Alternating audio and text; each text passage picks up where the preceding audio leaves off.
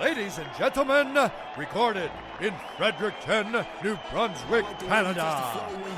It's time for Fight Night Picks with your hosts, Craig and Matt Allen. Big time fights coming up this weekend. UFC Vegas 30 headlined by Ciryl Gane taking on the man himself, Alexander Volkov. As always, one half of your hosting duo, Craig Allen. You can find me on Twitter and Instagram at Craig Allen FNP. With me to my left, to your right, Matt Allen. You can always find him on the respective socials at Matt Allen FNP and at Matt Allen FNP. We had a wild weekend last weekend. Now, a lot of people were skeptical. They were like, hey, Craig, where are you going? Where's this wilderness? You've kept it so secretive. It was Fundy National Park, and I had a lovely time. But the biggest winner of last weekend was a Sam Squanch shirt, so I had to bring it back out for the videos this weekend. And Matt, ultimately, we ended up going 8-4, respectable weekend. And I was able to hit on one of the big underdogs of the weekend with Nikolai Negumereanu. So I'm going to pat myself on the back with that one. But overall, we have a really big card coming up this weekend. Like I said, couple of heavyweights. It's the second card in the month that we've had heavyweights headline. And we also have heavyweights in the co-main event. Little bit of a mix and mash situation of Vince St. Preux taking on Tanner Boser, but what's your overall feel for this card coming up this weekend? I just gotta get this out of the way. Very different levels of heavyweights, the main event and co-main event, because in the main event, it quite possibly could be a title eliminator. Like, the winner of Volkov and Gane really is on the doorstep of a title shot. In the co-main event, listen, the OSP heavyweight experiment, if you will, it's been weird so far, and I know he's kind of been going up and down in weight. Him against Boser will be interesting, because Boser, especially in his last fight, gained a little bit more weight. Not the smallest version of a heavyweight, you know, he's pretty big at this point, so we'll be interested to see how OSP deals with another big heavyweight like he fought in Ben Rothwell the first time out. But I'm excited for this weekend's fight with Tim Means Nicholas Dalby. We were robbed of a Tim Means fight last weekend, and fortunately for everyone, though, it was, well, not rebooked, but they did put him in there in another great matchup against Nicholas Dalby, which should be an absolutely phenomenal fight. And overall, a really strange card, because we've had a lot of bookings and rebookings. Yancy, Medeiros, Damir, Hadzovic, they weighed in just a few weeks ago, but ultimately rebooked over onto this card. Julija Avila taking on Stoliarenko, and that's an interesting fight because Stoliarenko and the Nevada Commission, they were going to let her faint on the scale a few times. Like, it was just a really, really weird look, and you hate to see it. And then, of course, just a few weeks later, we even had Ryan Benoit, who had issues on the scale as well. But you talked about it. Tim Means going to be taking on Nicholas Dalby. Means, of course, was supposed to take on one tough out in England's Hot Chocolate Danny Roberts. And ultimately, you had a booking between Nicholas Dalby and Russia's Sergey Kandozhko that we haven't seen in a long time. I was excited for that fight. Really looking forward to it. Kandozhko, obviously, he had major knee surgery and getting ready for that spot. So ultimately, we end up with Dalby Means. But overall, an interesting card. I will say that. Up at the top, you have really big fighters. Marques taking on Nzechukwu. And then, of course, OSP, Boser, Volkov, and Gane. Top 5 heavyweights in that fight. Matt, let's throw on over to our Fight of the Night screen. We have 13 fights to choose from. We're going to skim it down to 2. You let us know down below in the comment section who you're going with. But this screen, as always, presented by Manscaped. Make sure you check them out. Manscaped.com, promo code FNP, you're going to save 20% off and get free shipping. Let's throw it on over to the Fight of the Night. And when we're talking about a possible fight of the night, I mean, how could you not go any further in the bantamweight division? I mean, listen, you got a new champion. When will he fight? I don't know, but you got a couple of guys that are unranked but have huge aspirations for the division in Brazil's Raoni Barcelos, and then Russia's Lucky Timur Valiev. I love this fight. These are the fighters we talk about when we talk about fighters who ranked fighters don't really want to fight. You know, they don't have big fan bases, but talent-wise, they can compete with just about anybody, and that's what makes this fight so much fun. I've got a lot of great facts about this one in the full card video. And then when we flip it on over to our second pick, this one on the main card tentatively for now, you've got Andre Fili, who's been in the UFC for about 8 years now. It's crazy to think about that, and he's only 31. He's going to be 31 in a day when he steps into the octagon. So happy 31st birthday to Touchy Fili. He doesn't need to hear that from me, but for Daniel Pineda, maybe I need to pick him up a little bit, because this guy is the definition of kill or be killed. He's a one-round hitter-quitter, and he kind of quittered his last time out, taking on Cub Swanson, and just a head-scratching performance, I want to say. we're about to hand it off when we're trying to sell this as fight of the night, but it should be really fun. Like you said, Andre Fili's been there and done that with some of the best fighters in this division's history. He's fought Yair Rodriguez, he's fought Max Holloway. No, yes, he hasn't come out on top in those fights, but he did beat the greatest fighter of all time in Artem Lobov, anybody? So I do think this fight should be really fun. And yes, Pineda didn't really show the best version of himself against Cub Swanson, but Andre Fili's a very different opponent, so hopefully Pineda will be able to highlight much more of his skill set in this matchup. I mean, for Pineda, all you have to do look back to his re-entry to the UFC, picking up a huge win over Herbert Burns. Definitely a fun guy to watch. This should be a great fight. This is pop and popcorn appointment viewing in that first round. We'll see what happens in the second and the third, but I'm really looking forward to it. As always, the Fight of the Night screen. It is presented by Manscaped. Check them out at manscaped.com. Use promo code FNP. You're going to get 20% off and free shipping. Tell them that we sent you. I'm really looking forward to these fights. So ultimately, a full slate, a full card. You got 13 so far this week. Just added Warlley Alves and Jeremiah Wells. Unfortunately, Ramzan Ameev out of his fight with Warlley Alves. But I don't have to tell you, Alves looked great his last time out against Munir Lazzez. For Jeremiah Wells, this is a guy that was just knocking on that door. He was originally supposed to be taking on Miguel Baeza just last year. The fight fell out, but good on him for waiting his turn. He picks up a big fight. We had a lot of action coming up, Matt, this weekend, and I'm really eager to see it through. Yeah, it should be a really good card. Like we said, two good heavyweight fights in the main event and co-main event. And I really can't stress, like, the winner of this weekend's main event could very well find themselves in a title shot. I know people are still waiting for John Jones, the heavyweight division. Is Derek Lewis next? Is Stipe next? Like, there's a little bit of a logjam right now, but whoever wins this fight really will be at the top of the division. Make sure you check out all of the videos coming out this week. We got great interviews as well. One just dropped with one championship flyweight champ, Adriano Moraes. He's a free agent now. That one's buried in there. We got another great one with Christian Lee, another great one championship fighter as well. So keep a lookout for the interviews, the other great content. We had the Panini box break not that long ago. All sorts of moving parts with Fight Night Picks. And make sure you check out the website, fightnightpicks.com. Our own Joshua Hart had one hell of a parlay that hit last weekend. So you can find all of the great info and all the great content. FightNightPicks.com. Matt, big week coming up. You're not going to want to miss it. As I said, so keep it locked in with Fight Night Picks. And as we always say, let's get into it. Really interesting fight coming up this weekend. Now, this is a rebooking originally scheduled for UFC Vegas 27. Both of these guys weighed in. They faced off.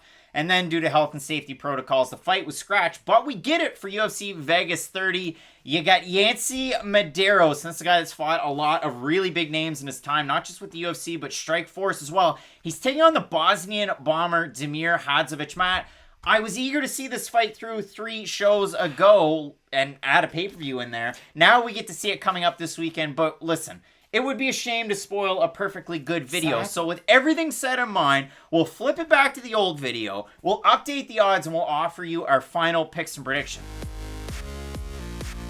Yancy Medeiros, crowd favorite, 5-time bonus winner with the UFC. 75 G's, baby!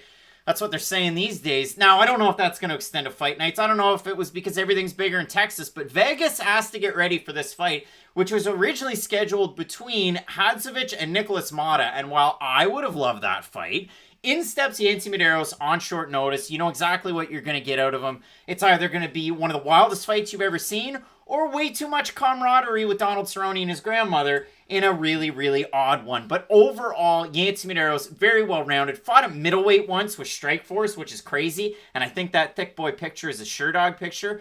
But coming into this one on a little bit of a salty run, if you really look into the 5-on-in, it's not great. He's lost his last 3 to Cowboy Cerrone, Gregor Gillespie, and Lando Venata. And if you look at it for Damir Hadzovic, same deal, 2-3. You look at the losses. Alan Patrick over 3 years ago. He beats Nick Hine by split. He beats Polo Reyes. Yikes. He loses to Christos Iagos. You lose to Renato Moicano.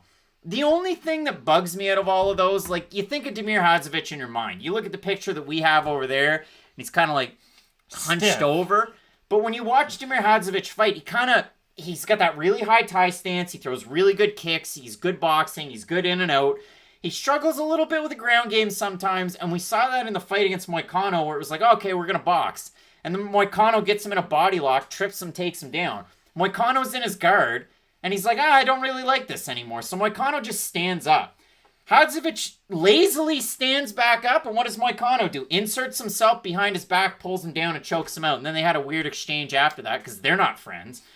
But in a fight like this for Damir Hadzovic, he's out of Arte Suave now. He's working with, I don't know, Kenneth Berg. When's he ever coming to the UFC? 2020 was the year Kenneth Berg rumors, and Penny Kianzad also there. It's an interesting fight for Hadzovic going from Mata to now Yancy Medeiros, who's back in Hawaii training with Max Holloway at Gracie Technics in Honolulu. This is a fight to figure out who's going to Bellator. And I hate that I have to say that, but let's be honest. I do think the loser of this is probably going to get cut. Because for Damir Hadzovic, like, you've had your opportunities. You fought Renato Moicano, who had so much hype down at 145. And let's be honest. Renato Moicano has never really been what we were promised. Like, he's a good fighter, but his best win is definitely the win over Cub Swanson. And a win over Cub Swanson... The win over Calvin Kattar was nice, but it was very early in Kattar's career. Now, I would say, yes, you got me there. Calvin Kattar is the better win. But when you look back, the biggest win of his career, especially at the time, was the Cub Swanson win. And then you look at Moicano up at lightweight. Okay, listen, getting knocked out by Fiziev, that's going to happen. It's going to happen to a lot of guys, and I'm assuming it's going to happen to a lot of ranked guys sooner rather than later. But still, he just looks so flat in that performance that when you lose to Renato Moicano at lightweight, I have a lot of questions about you fighting other lankier guys at that weight class. And it's not like Yancy Medeiros shares many similarities with Renato Moicano. I mean, build-wise, they're both kind of tall and thin. The thing I'm worried about in this fight is kind of the same thing we talked about after the Yancy Medeiros Lando Venata fight. You can get that great version of Yancy Medeiros where it's, oh, I'm going to flick the jab out there, I'm going to get cracked, I'm going to get into one of these crazy wars. Or you're going to get the version of Yancy Medeiros who's a little bit tentative, because he does realize that, like, those wars start to cause a toll on you, and I just don't think Yancy Medeiros has the same level of durability that he did earlier on in his UFC career. It's something against Yancy Medeiros. It's just, you can't have crazy fights with Cowboy, the Brazilian or the American version, and the likes in the lightweight division, and then just expect to continue to be able to have fights like that in his career. And this is a guy you have to remember, he fought at lightweight all the way back when Dustin Poirier was first on his run at lightweight. Now, Medeiros missed weight all the way back then. It's always something that I think about when I think about Yancy Medeiros, because after he fought Eric Silva, he said, hey, I'm probably never going to go back down to lightweight. Like, this is a really big win for me at welterweight, but that's my problem.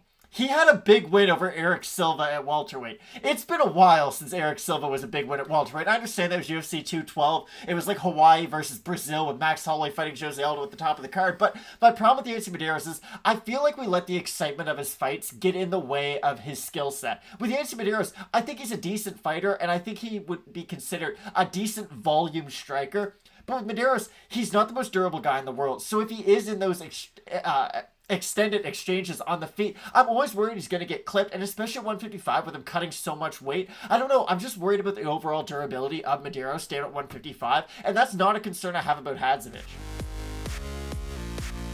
All right, so Damir Hadzovic, Yancy Medeiros, I mean, we loved the matchup before. Now, in full transparency, it is a tricky one. I mean, again, Yancy Medeiros, you wouldn't think is the younger fighter in this one, but he obviously has so much more experience than Damir Hadzovic on the big stage in the UFC. And from Damir Hadzovic, we've seen some really, really good performances in the octagon. Mix those in with just absolute defensive lapses, like his last time out against Renato Moicano. So he went from UFC Vegas 27, where he could walk around freely, strut his stuff. Now he kind of has to do the side-eye when he meets Moicano in the elevator. And those guys had really bad blood. But in this fight coming in this weekend, Damir Hadzovic opened a -128 favorite. He's now about a -148. So the line's moved towards Hadzovic. And if you look at it for that ever-experienced Yancy Medeiros, he opened a +108. He's at a +121. If we have a look at the Topology votes, they're as much a surprise to us as they are to you. Holy smokes, 898 total votes, 65% Medeiros, 77% by decision for the 35% that have Hadzovic, 69% by decision. Most fans predicting this one to go to decision. Again, Medeiros is training with Holloway and the team over in Hawaii. And you've got Damir Hadzovic out of Arte Suave. What's your final take here? So, I guess if you give me a minute, this could take a second. Yancy Medeiros is a fighter who, like you had said, he had main events. He's been on the big stage for a while. When you think about Yancy Medeiros, at least I don't think of a guy who's the curtain jerk of a fight night. You know what I mean? Like, Yancy Medeiros at one point in his career was a guy at 170 who you had to watch out for. Now at 155, and this really is the big part of my argument, You saw in his first run in the UFC, the weight cut did get to him, and eventually he was forced to move from 155 up to 170, and he had a decent level of success at 170, and then after he moved back down to 155, we just haven't seen the same fighter. And people always bring up Roy Jones Jr. when he went up to heavyweight, and then when he went back down to light heavyweight, he was just never really the same fighter. And listen, I don't know if that was the same thing with Yancy Medeiros, but he just never really seemed like the same guy after he's come back down to 155. He doesn't really have the volume that he once did. I don't love his power at the weight division either. For me, I just don't look at Yancy Medeiros, and there's nothing that pops out that says, wow, he can go out there and finish a fight via X. He can knock you out, don't get me wrong. He can submit you, but he's not so good at either that I can really trust him to go out there and get a finish at any point throughout this fight. And you bring up some of the defensive lapses of Hadzovic. I can't really counter any of those arguments, but I still do like Damir Hadzovic in this fight. I just don't think, even if Damir has somehow a big defensive lapse or some little hiccup in his mind, I still think Yancy isn't the fighter who's going to be able to go out there and get a finish based off that. I don't like the power of Yancy at this division. I don't like his takedown defense either. It's just, for me, I feel like Yancy Medeiros, even though he is the younger fighter, has accomplished a lot more in his career. And when we talk about the experience of Medeiros, we have to bring up the damage at this point and not just the experience. And I do feel like the scale has kind of tipped to where he has taken quite a bit of damage. And at 155, I just don't think this is his place for him. And I mean, you look at it for Yancy Medeiros, definitely the tougher schedule in his last number of fights. I mean, in the last 5, again, and we talked about it, but Eric Silva 4 years ago was the big win. Alex Oliveira, the big win. He loses to Donald Cerrone, but that was still like a high level Donald Cerrone. That was pre-Conor McGregor Donald Cerrone. He lost 3 fights in a row, though, before that. He lost to Gillespie, and he loses to Lando Venata, so we continue to go down the scale. Now, again,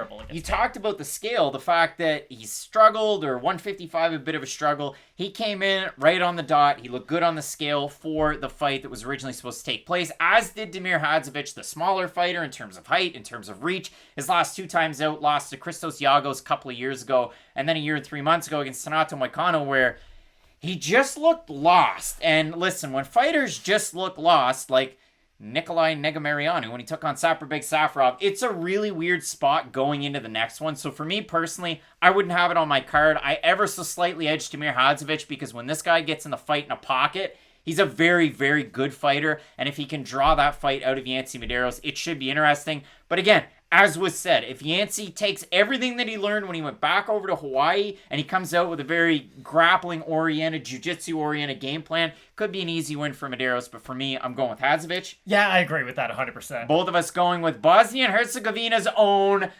Damir Hadzovic. Make sure you check out the rest of the videos. Again, this is one of 2 bookings that's kind of been shuffled around. We have Julija Avila. She's taking on Yulia Stoliarenko. And then you've got some great fights up at the top. 2 heavyweight pairings.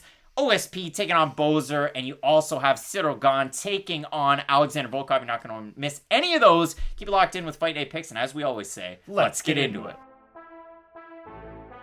Sneaky fight coming up this weekend. We have Boston Strong Charles Rosa representing Boca Raton, Florida, and he's taking on... They love the Wolf Cola down there. They love the Wolf Cola down there, but he's taking on Justin Jaynes, the guitar hero. And Matt, for Justin Jaynes, his 2020 was like, I don't know, the Superman roller coaster, because it went up really, really fast with a huge win on short notice against Frank Camacho. And then it went down so fast. And now Justin Jaynes is in an odd spot, because you look at his overall body of work. He's 16-7. He has plenty of finished wins. He has that great wrestling background in his back pocket. I want to make sure I get it right, because I wrote it down. He went to Olivet College for 4 years. Wrestled there. He's a coach at Extreme Couture. And he's the perfect blueprint of a fighter from Extreme Couture. When you think Extreme Couture, you think a guy that can always wrestle, but he works with his hands maybe a little bit more than we like, but when they do, it usually breeds success. I mean, think of a Dan Ige, think of a Boston Salmon, maybe some of those training partners. But for Justin Jaynes... There's such a big difference between those 2 fighters. For Justin Jaynes, when you look at it, his previous 3 fights are all losses. They're all losses by finish. He lost by finish earlier this year to Devontae Smith, where the eye just wasn't doing all that well. And while Devontae Smith didn't get a performance bonus out of that win, well, the last 2 fighters did. You go back to the Gabriel Benitez knee. I don't know if I've ever seen somebody's spine pop out. It was, oh my god, that's the best way to describe it. Like, it's the most vicious knee to the body you will ever witness. And his fight before that with Gavin Tucker, it was competitive until it ultimately wasn't. So for Justin Jaynes, again, Tucker earned a performance bonus. Benitez earned a performance bonus. For Charles Rosa, Matt, I had it down on my notes. We always used to snicker and go on about Randa Markos. She has that, back and forth record. It's so tricky. Is there any fighter in the UFC that's ever had a record like that? Yes, since Charles Rosa made his UFC debut. 9 fights in a row that have gone back and forth. He's 4-5, alternating wins and losses the whole time. Now, he lost the last fight, so records would tell you that he's going to win this fight, but I don't know if that's true. It's definitely a winnable fight, and I can't take that away from it. It's just really weird when you break down Charles Rosa fight, because you talk about the grappling and the karate when you always bring up Charles Rosa, because those are really the 2 martial arts that he kind of chose to combine for his MMA career. The problem that I have with that is I've seen him get out grappled now in MMA, and that is a little bit concerning. Like, I understand Bryce Mitchell is that guy as a grappler, don't get me wrong, but when you look at Bryce Mitchell's fight against Andre Fili, who's a fighter that we're going to break down later on in the card, he looked human in that fight. Like, yeah, he took down Fili, but after Fili defended some takedown attempts and forced him to become a striker, like, you could see, okay, Bryce Mitchell's not Khabib Nurmagomedov. Like, there are limits to his grappling. With Charles Rosa, though, it seemed like he was drowning that whole entire fight, and against a guy who, he does have wrestling with Bryce Mitchell, and he does have the jiu-jitsu. It is concerning, because I think Charles Rosa can go out there and out-grapple a lot of guys, and I do like his defensive grappling as well, but he's a guy who, we used to always bring this up with Luis Smolka, I know we're going to have to find a new fighter to talk about it with, but he is a guy who is so comfortable in his own guard, and it does concern me, like, unless you are a Brian Ortega, a Damian Maia, like, one of those 1%ers in the jiu-jitsu world, I really don't think the full guard with a closed guard in the MMA world is the best position. You can't sweep from there. It's not like you're getting back up to your feet. It really primarily is a stalling position, and I know Charles Rosa has good submission wins on his back. He has arm bars. He has triangles.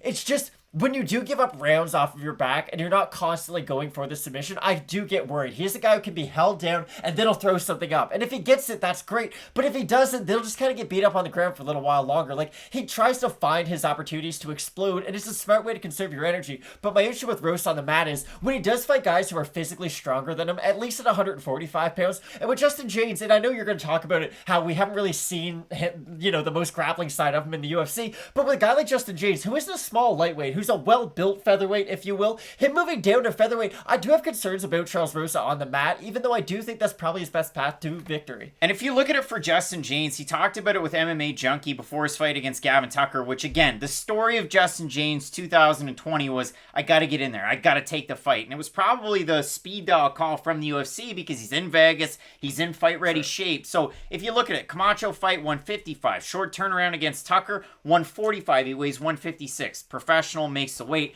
The next 2 of them are at 55, but again, he just kept fighting and losing and getting finished. And that's the other really weird thing for Justin Jaynes. He's lost 7 fights in his career. He's only lost 3 by finish, and it's his last 3. It's definitely a concerning stat, and again, if you want to play the weird game of, well, Rosa's alternated wins and losses, this is his chance, but the trouble for me when I look at this one, if you look at it for Charles Rosa, there were big periods of inactivity. His 5th to last fight was against Shane Burgos. He loses by finish just over 4 years ago. And then his next fight's a year and 7 months ago against the Bermudez Triangle, where he gets down and then he gets him into the weirdest submission. Like, he kind of pulls him in, and Manny Bermudez just decides he forgot how to fight. He just and gave up. Loses. A guy who couldn't make weight and then couldn't make weight on the regional scene. Was I there for that? You're darn tootin' I was. Then he loses to Mitchell badly. Then he beats Kevin Aguilar by split decision, where, again, Aguilar forgot he was a wrestler and just decided to strike with everybody. And then he ultimately loses last time against Derek Minner. So for Charles Rosa, he struggled lately against some of the bigger wrestler-grappler types. Now, for Rosa, I see on the Instagrams the old ATT pictures. Right now, it's more pictures from American Combat Gym. Again, Boca Raton with Charles McCarthy. You know him as Chainsaw Charles McCarthy, whose last fight was a loss to Michael Bisping in 2008. Crazy stuff.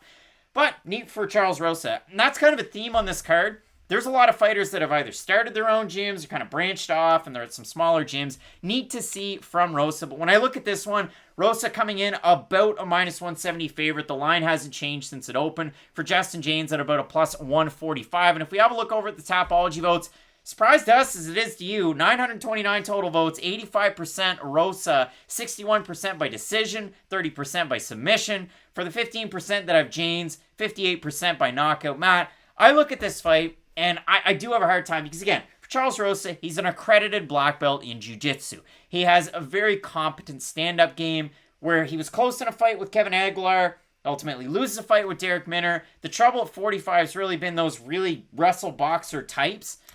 And that's who he's fighting. So I know Justin Jaynes lost 3 in a row. He's lost 3 in a row by finish, and I could look like a donkey on Saturday night. But for me, I'm going to go with the Guitar Hero. And honestly, I think that's the first time I've ever picked him to win a fight.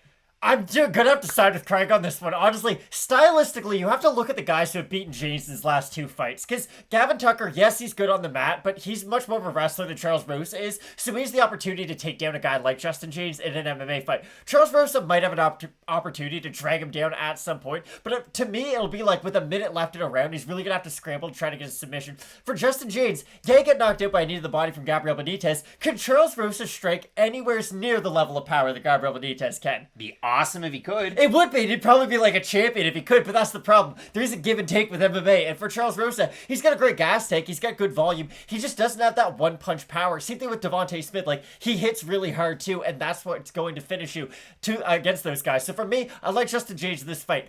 I will say this, though. Charles Rosa, you bring up how he's gone wins, losses in pretty much his whole UFC career. This feels like a must-win for both guys. I do have to say that. Like, Jaynes coming off 3 losses, you can't lose to a guy like that and then still expect to be around and fighting those top contender-ish guys. Because it feels like when Charles Rosa gets brought up, people like to bring him up in that, like, 20 to 15, like, 25 to 15 range. He's in the UFC 4 video game. Like, this is what I mean. Charles Rosa, when he gets brought up... Johnny Eduardo. I understand, but my whole point was, Charles Rosa was never one before, so the developers need people for Ross thing, throw Eduardo in. You have to remake somebody to put Charles Rosa in the game. Someone went out of their way to do it, is my whole point. It just feels like with Rosa, again, he's got the John Anik connection, I understand it's the Boston thing, but people talk about Charles Rosa like he is a borderline top 15 fighter. He has to prove it at some point, though. Like, you can't lose to Bryce Mitchells and Derek Minners and expect people to keep on talking about your Brazilian Jiu-Jitsu black belt. You have to be able to out-grapple grapplers at a certain point. If he goes out there and does it to Justin Jaynes, then I will completely change my opinion on Charles Rosa as the fighter. But no, I have to agree with you for right now. And stylistically, I just think this is a good fight for Jaynes. Matt, both of us going with the Guitar Hero, Justin Jaynes, to get the win. Love the fight, 'cause it's a sneaky little one, kind of hidden in there in the prelims. Lots of great fights. 2 big heavyweight contenders up at the top going at it. Ciryl Gane taking on Alexander Volkov. You're not going to want to miss it, so keep it locked in with Fight Night Picks. And as we always say, let's get into it. Neat fight coming up this weekend at bantamweight. We have Julija Avila, the Raging Panda, who has recently found a new home with a new gym. She's going to be taking on Lithuania's Julija Stoliarenko, who you most likely remember from, well, about a month ago when she unfortunately fainted on the scale, not once but twice, and really kind of sketchy that the commission even let it happen. Well, twice, but they did. And if you go back through it, we'll give credit where credit's due. Julija Stoliarenko hit up her Instagram right after the fact. She said, listen, guys, it was unfortunate. The weight was falling off. Like, she didn't have a hard time making the weight. The trouble for her was she made the weight too early in the morning, but then you can't rehydrate. You can't do anything. You made weight at 5. You got to weigh in at 9. So you just kind of wait around totally gaunt and such. And really, it just didn't work out for her. But she said that it was the best shape she's ever been in her entire life. Now, could she be blowing smoke up our rear ends? Maybe. But Julija Stoliarenko back out here again to take on Julija Avila. And Matt, ultimately, skill for skill, these are the same 2 fighters. Let's throw it on back to the original video. We'll update you with the new odds, and we'll have a bit more of a dynamic conversation about what happened after the weigh-ins. Julija Stoliarenko, and Matt, we don't have a ton of Lithuanian fighters in the UFC, so you get excited about it. And for her UFC debut, it almost seemed like she was this dark horse that never really was in the women's bantamweight division. And I say that because she matched up against Yana Kunitskaya, and the line was fairly close. Like, she was a plus, 155, 165? Like, there was a lot of respect on Julija Stoliarenko's name. And if you have a look at the record, I mean, yes, she was on The Ultimate Fighter Season 28. She lost to Penny Kanzad. She made it to the finale to fight Leah Letza and lost by split decision. Insert the graphic because, listen, if you type in Julija Stoliarenko right now on Google, the first picture is a picture of Leah Letza, and that's just a problem because we got to get over that. Since then, she went on a tidy little win streak, won 5 fights in a row. You look at it. Armbar, armbar, armbar, armbar. And we're talking sub-minute armbars. And if you want to see a disgusting fight, go watch her fight in Invicta FC Phoenix Series 3 for the bantamweight title. She took on Lisa Verzosa. What a disgusting double of cuts. Oh my gosh, poor Lisa Verzosa, but a great fight. Like, if you liked Ross Houston when he took on one tough out Nicholas Dalby, the Verzosa-Stoliarenko fight was for you. The reason why I want to put a lot of weight onto that one is because Julija Stoliarenko is mostly known for her throws and her jiu-jitsu. You see that from all those armbar finishes. But the real X factor about Stoliarenko is the fact that from 2017 to about 2019, she was in the art of not just 8 limbs, we're talking 9 limbs. She's fought in Lethwei, and she has huge wins. She's a world champion in Lethwei, and that's just crazy to me. And we've seen it where, as she's progressed in the bare-knuckle headbutting type series, she's gotten better at striking in MMA. It's something you just love to see. I don't know about that. I think she's definitely got better, but I don't know if the fact that she headbutts people in one discipline allows her to really open up her MMA striking now that she's in the UFC. She did land a single headbutt against Yana Kunitskaya, and maybe Yana just trained her defense a lot for that technique. But I look at that Yana fight, and it's interesting because Julia Avila is kind of like a poor woman's version of Yana Kunitskaya. They do a lot of similar things to a degree, but when I look at them, they do match up physically a lot in this weight class. They are two of the bigger fighters, and they will stand a similar range. The thing with Avila, though, she's one of these classic fighters where her top pressure is insane. Her on her back is awful, though, and it's this really weird kind of give and take where if she gets this fight to the ground and she gets on top of Julia for any period of time, I'm very confident Julia Avilia's ability to ground and pound her, possibly get a submission, pass her guard, and really get good work done on the ground. But I can look at the flip side of that, and if Julija Stoliarenko can get Julia Avila to the ground, it's going to be much of the same thing, only on the other side. And I hate to call it the Sarah McMahon effect. We've had very different names for it, the Louis Smolka effect, but it is one of those weird cases with Avila. And you go back to the Eubanks fight. That fight was really odd to me because Avila is one of these fighters who, if you're much more physically strong than she is, she's going to have a tough time with it. And I know I talked about the Jin Yu Fry fight. It didn't really turn out that way, but again, just a fighter who's going to struggle physically with some of the matchups.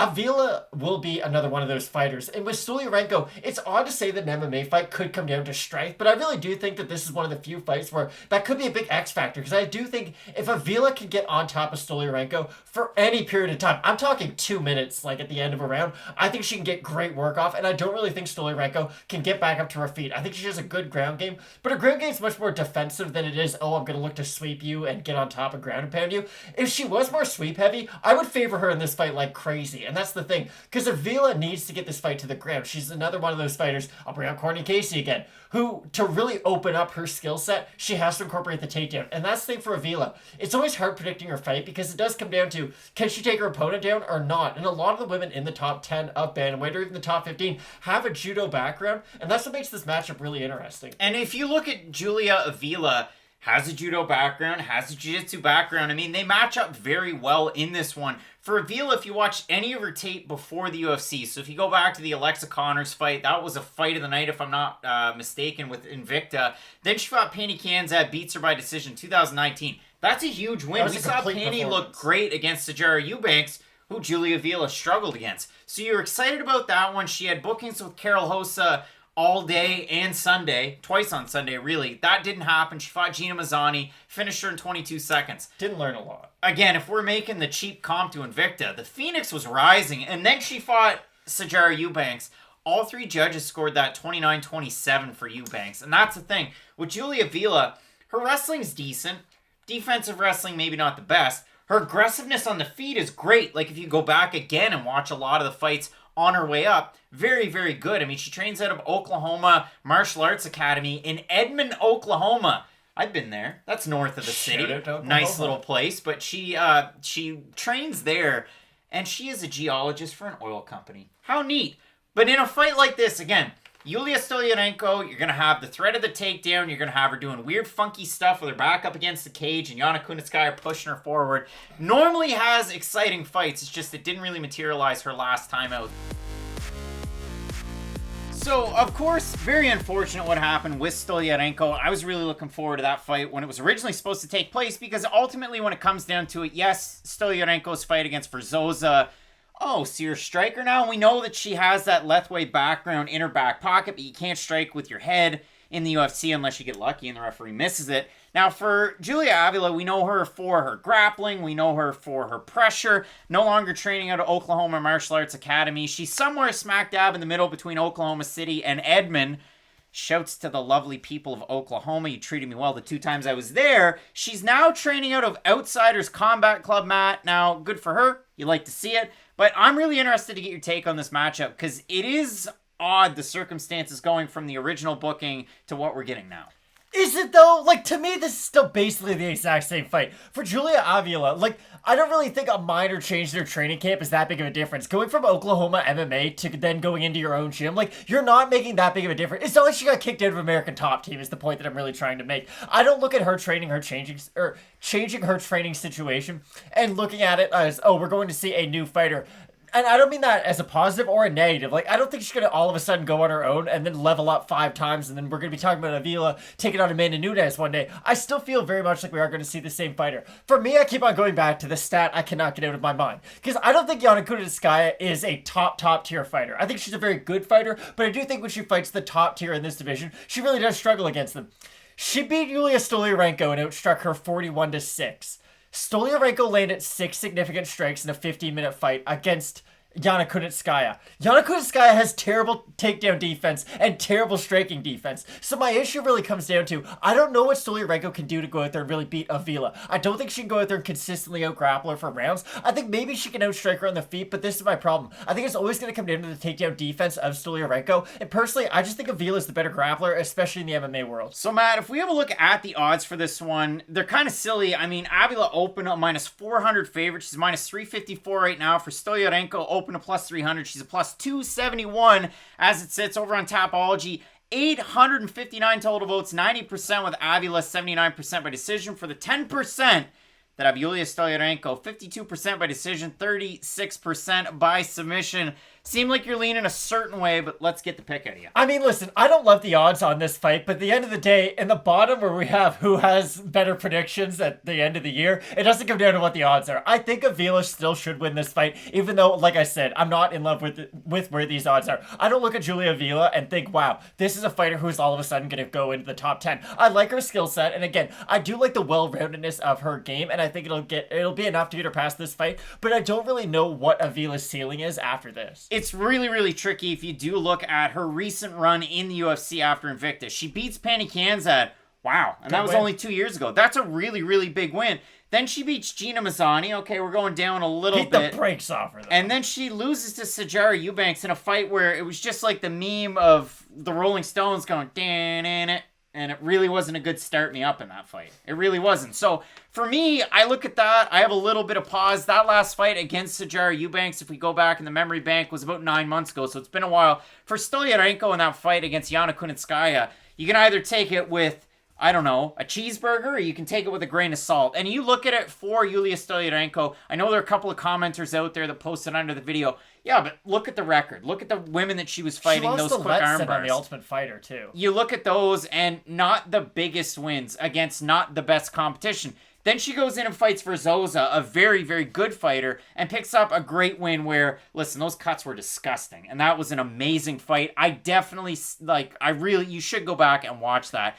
And then in the fight against Kunitskaya, it was just a weird one where Kunitskaya pressured her up against the cage. She was up off the mat, and then she was trying to get her down, but couldn't pull her down. It was an odd situation. All the things that Julija Avila does well, though. Everything out of Stoliarenko's game I like, and I like her in this fight. And I think that, again, if you're going to go with Julija Avila at a -335 as a parlay piece, I think it's silly. I think there's value in Lithuania's Stoliarenko. Matt's going to tell you otherwise. Matt's got Avila, but hey, it should be a really interesting fight. I can't wait for it. We got some great ones coming up this weekend. OSP's fighting Tanner Boser. That's a weird fight. In the main event, Ciryl Gane will be taking on Alexander Volkov. The guy's nickname's Drago, and he's got a back tattoo better than Ben Affleck. You're not going to want to miss it. Keep it locked in with Fight Night Picks, and as we always say, let's get into it. Straight up on this weekend's card, we have some really weird fights in the higher weight classes. Danilo Marques is taking on Kennedy Nzechukwu. And then we have Marcin Prachnio taking on Ike Villanueva. Hurricane Ike. Now listen, is the nickname in bad taste? I don't know. But when I look at this fight, Well, it's really tricky because for Marcin Prachnio, the guy came into the UFC with a full head of steam. He had a lovely, sexy record. He had a great run in one championship. And listen, sidebar, how often do fighters come over from one championship to the UFC and find a lot of success? It's almost like the UFC matches up one championship fighters the way that one championship matches up ex-UFC fighters because they absolutely despise each other. But Marcin Prachnio, when I went back and watched all of the tape to get ready for his last couple of fights, it's pretty good. Like, you like to see what you've seen out of him on the one championship scene. He's got a karate black belt. He has a great head kick. He has a great bit of head movement. Nice little trunk movement. Really sticky. Head movement's where I'm going to stop, yeah. Really sticky counter hooks. I love what I saw out of Marcin Prachnio coming into the UFC. And then he took on the buzzsaw that was Sam Alvey. And it was one of the most ridiculous knockouts I've ever seen in all of MMA because it was like, yes, sir, can I have some more? And he's already knocked out, not so much, but on his feet, waltzes forward with his hands down, and gets totally flatlined. For Marcin Prachnio, you look at it. He loses to Sam Alvey, then he fights Magomed Ankalaev. Listen, good fighters lose to Magomed Ankalaev. Marcin Prachnio, somewhere in the mix. Then he loses to Slow Mike Rodriguez, and I go, whoa.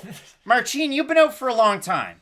You should have a halfway competitive fight with Mike Rodriguez from what we know about Slow Mike, but he didn't. So then the UFC does the weird thing of matching him up with Khalil Rountree Jr. Not old Khalil that would take you down, land a little bit of ground and pound. We're talking about Bangkok-ready Khalil Rountree. Marcin Prachnio won the first round, lost the second round, won the third round, and it was one of the weirdest fights in my memory bank. You can make an argument he won and lost every round in that fight, though, and that's what was so weird about it. Like, he gets hurt every time Rountree throws a punch, and that's the thing I have to go back for constantly. He got knocked down twice in the second round. They don't count it as a knockdown, but he does. Stumbled, and then he gets right back UFC stats are wrong, and I just gotta say this right now. They don't count knockdowns the correct way. Like, they don't have Darren Till knocking down Robert Whittaker, but it is very obvious he knocks him down with an elbow. Whittaker falls backwards. That's a knockdown. They don't have it, though. They just don't count their stats right. It's a messed up website. At the end, it just is. For Marcin Prachnio, this is my problem. Those 3 losses are so bad. And even the one win at the end, like, the Rountree win, you could even throw question marks behind. Because personally, I thought Rountree won that fight. Like, I thought the damage that Rountree did secure in that fight was enough for him to win it. Now, you could say, oh, the forward pressure of Prachnio was enough to give it to him. And I guess you're kind of right. Because, again, that fight was really, really weird if you want to go back and see a strange one. But for me, that fight isn't a fight that says you've ended a 3-fight losing streak, if that makes any sense. You know, like, that fight is basically a no contest. Because for me, I didn't learn anything new about Marcin Prachnio in that fight that I didn't know going into it. Like, I still don't love his head movement. He has good forward pressure, but this is my problem. He has terrible range perception. He's not good at knowing when he's inside of his great punching range and outside of his punching range, because there's a lot of the times where, and I chirp Jody Escobar for this, but Jody Escobar's a fighter who she'll throw these crazy hooks and be 6 feet away from the person she's trying to hit her with. Prachnio sometimes almost starts his combination a little bit too early. It's something I always talk about, and I bring up Dan Hardy for this, where Dan Hardy always says, oh, when you throw your combination, you always want to emphasize a different strike and put the power behind that. With Prachnio, I'm a big fan of a fighter who starts his combination understanding that, okay, I might miss my first 2, knowing I'll land the 3rd, 4th, and 5th. But for Prachnio, sometimes he will straight up just throw a combination in the air and then end it with a kick. And that's fine. It's good at keeping his opponent at range, and I do like the kicks. But for me, he doesn't use the kicks as a way to land and constantly keep his opponent at range. Like, if you're missing with your kicks, that's fine. But for the most time, it's his opponent takes a step back, he throws a head kick that's never going to hit anything, does the spin, and then both fighters reset. Against a guy like Ike Villanueva, who, listen, nothing Ike Villanueva does is going to jump out at you. Nothing he does is going to really wow you on the stat page. But he's a really great, well-rounded fighter who's got great forward pressure, and I'll say a basic stand-up game, but an effective stand-up game at that. And honestly, I think the forward pressure of Ike Villanueva and the forward pressure of Marcin Prachnio will make this an entertaining fight at the very least. I know I haven't said the greatest things about Prachnio leading up to this, but I do think this will be a very entertaining fight. If you look at Marcin Prachnio, I mean, this is a guy that you can kind of call, like, Marcin a storm's a brewing Prachnio, because if he's coming at you that way, you can see some of the strikes coming. But again, I can't emphasize this enough. Go back and watch him fight before he came to the UFC, and he looked like an absolute world beater. And again, if you go back and you look at the overall body of work, his last time out, Conor McGregor fought on a Marcin Prachnio card. Marcin Prachnio got a win on a Conor McGregor card, and Conor didn't. Do you think Conor McGregor will tell his kids that? He might. I mean, it's just like the Ode Osborne lore. But when I look at this one, for Ike Villanueva, a lot of really important wins on the regional scene. He was a Fury guy. He came in from Fury at about the same time that Anthony Ivy did, so I kind of confounded them or conflated them about the same. Hey, they're good. And I mean, if you look at it for Ike Villanueva, the 2 wins coming into the UFC, Roger Narvaez, who was in the system, as well as Rashad Coulter. And it wasn't just like, oh, well, he beat Roger Narvaez like a while ago. That was a year and 9 months ago. He finished him. Then he finished the Daywalker. That was a year and 8 months ago. I mean, really, if you look at it, Rashad Coulter was supposed to fight Hasim Rahman, like junior, mind you, but still, Rashad Coulter. Wild. Ike Villanueva in the UFC, though, he moves up to heavyweight where maybe you'd seen him there before, but he took on Chase Sherman, lost by finish to Jordan Wright, who, again, didn't look very good his last time out, and then knocked out Vinicius Moreira in a fight where I got a lot of DMs right before that one because the line went whoop, like right in the last like 12 hours or so, and a lot of people were like, should I still have I had Villanueva, but it's really weird because Vinicius Moreira just got knocked out in the UFC and that was it. Yeah. But I hate to say it that bluntly, but look at Vinicius Moreira's UFC tenure. He only got knocked out in the UFC, and by like Paul Craig at that. This is my problem. Like, Ike Villanueva is a fighter who came to the UFC a little bit too late in his development and almost career. And it sucks because he's a guy who got into the sport a little bit late in life. And I'm going to bring this up. We talk about Hani Barcelos a little bit later, where it sucks because you look at his skill level and you look at where he is in the division.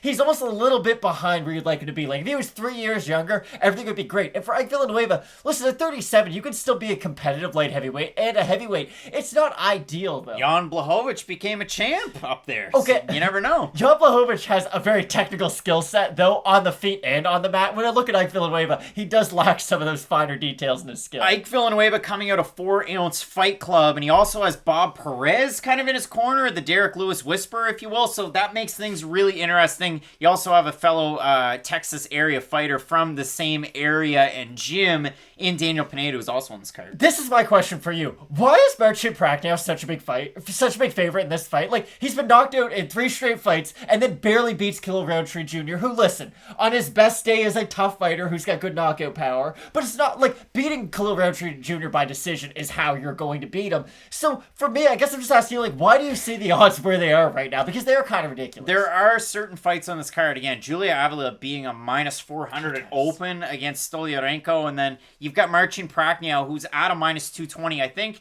it's upside, it's ceiling, and then, like I already mentioned, it's a blast from the past. If you go back and watch, like, the Galvao fight over with one championship, the guy could take a shot, and you saw that in the Roundtree fight, oddly enough. Yeah, he got wobbled a lot. The head movement wasn't the greatest. He got wobbled a lot, but ultimately he ended up winning the fight. And, yeah, when you look at this one, I mean, again, Prachnio open to minus 193. He's a minus 212 right now at best fight odds. For Villanueva, open to plus 168 is plus 171. If we have a look at the total Tapology votes, 899 of them, 73% Prachnio, 57% by decision, 36% by knockout. For the 27% that have Villanueva, 86% by knockout. I do like this fight, but again, and full bias out there if it hasn't been already, I do like parts of Prachnio's game. Out of Ike Villanueva, it really hurt to watch him fight Chase Sherman and just absorb the damage that he did. Same thing against Jordan Wright. You hate to see it. And then he had a great time out against Vinicius Moreira, but it didn't really tell me a lot going into this fight. Where's Marcin Prachnio? Is he better than Rashad Coulter? Is he better than Narvaez? Maybe. Is Slow Mike? That's the thing. So I look at this one. I have a really hard time with it. Ultimately, I side with Poland's Prachnio. And again, we'll just have to see what happens. I guess I'll side with Prachnio too. Like, this is a really weird fight. And again, I know both guys are coming off wins, and there's a lot of other fights on this card where both guys are coming off losses. This is a must-win for both guys, because in the way that it's not like knocking out Vinicius Moreira isn't like you finished your winning streak. Like, okay, you beat him, but you're kind of supposed to. Everybody else in the UFC has too. And Marcin Prachnio, he's a slight step up from there. Like, at least he has a decent win on his record against Khalil. I will pick Prachnio because, again, I do like the kicks, and I do think he's slightly more dynamic on the feet. But for Prachnio, I don't see the highest ceiling in the world, if we're being completely honest. The loss to Slow Mike really did hurt him in my eyes, because that was the thing. Losing to Ankalaev, it's no big deal. Like, great fighters are going to get knocked out by Ankalaev, and great fighters have been knocked out by Ankalaev. But getting knocked out by Mike Rodriguez does kind of tarnish your legacy in my mind. And the fact that he is only 32 years of age, it's not a guy who, okay, he has accomplished so much in his career. He's a guy who still has quite a bit left ahead of him. So I ever so slightly will side with Prachnio, but I am concerned against him against those top 15 guys at 205. Both of us going with Poland's Marcin Prachnio to get the win. Really looking forward to this card. As we mentioned, Danilo Marques, he's got a tough fight coming up against Fortis MMA's own Kennedy Nzechukwu. And then if you look at it, big fight in the main event, Ciryl Gane is taking on Alexander Volkov. You're not going to want to miss any of those videos. So keep it locked in with Fight Night Picks. And as we always say, let's get into it. Big time fight coming up this weekend. We have a short notice replacement in the former CFFC welterweight champ Jeremiah Wells. He's going to be taking on Brazil's Warlley Alves. And Matt, if fans aren't familiar with Jeremiah Wells, this is a guy that it's a lot of fun to go back and watch some of his regional fights. You might know him at a Renzo Gracie Philly. He's a teammate of one Sean Brady. And there's a lot of great fighters out of Renzo Gracie Philly over the years, but Jeremiah Wells is one of those guys that a lot of people have been saying on the underground whisper networks, the Sean Bitters, the Nolan Kings, the whoever else is. There's a lot of big names. I just can't credit everybody, so 2 is all you'll get. But there's a lot of people that have been high on Jeremiah Wells for a very long time, that his opportunity, maybe this is a little late because he's about 34 and a half, but finally gets the opportunity to fight in the UFC. He was, like I said, champ with CFFC, and right after that vacated his belt, signed with the UFC, was supposed to fight Miguel Baeza last year, but Baeza wasn't cleared to fight, so he's had all of this time off. His last time out there, you go back and watch it, it's against Marco Smallman, way back a year and 8 months ago was his last fight. Before that, 2 years ago against Mumia Abu Day Ali, where he knocks him out, 3-1 the record, and for Smallman 6-2. Before that, a loss to Vinicius de Jesus 2 years and 2 months ago, CS. But Vinicius de Jesus is one of those guys in the regional scene that you see on a lot of fighters' records. He's now taking on Warlley Alves, who's getting ready for Ramazan Ameev, a guy that I'm a wrestler, but all of a sudden I'm a kickboxer, and I pull my shorts down to an uncomfortable level. But for Warlley Alves, we've seen the game. I lose to really good fighters. I beat fighters that aren't in the upper tier, like top 15 level. Covington? Or some fighters that are on their way up, like a Colby Covington. And then some nights Warlley Alves shows up, and it's like if Matt fought in the cage against Jeremiah Wells. Yeah, pretty much. There is just a night and day version between those two versions of Warlley Alves. And for Alves, I'm going to bring up Ben Simmons. Like, it really does seem to be kind of a mental thing with him. Like, if he is 100% ready for the fight, he's a tough guy to go in there against. Like, people bring up the fact, like, for instance, Jeremiah Wells, he's a very well-rounded mixed martial artist. And I guess not to speak about Jeremiah Wells to then really give Warlley Alves the credit he deserves. Jeremiah Wells, brown belt Brazilian Jiu-Jitsu, like you said, trains with Sean Brady. He has training partners that can get him ready for this style of opponent. Now, it is on short notice, which isn't great, and we'll get more into that in a second, but still, there's a lot to like coming into this fight for Jeremiah Wells. I feel like the headline for this fight should still be debuting UFC fighter is somehow younger than Warlley Alves, because Warlley, how is he 30 years old? Like, that's the thing that keeps on surprising me. Every time I look at his Tapology page, I'm like, wait, he's 30. He won the Ultimate Fighter Brazil Season 3 back in 2014 at middleweight. He beat Marcio Alessandre Jr.,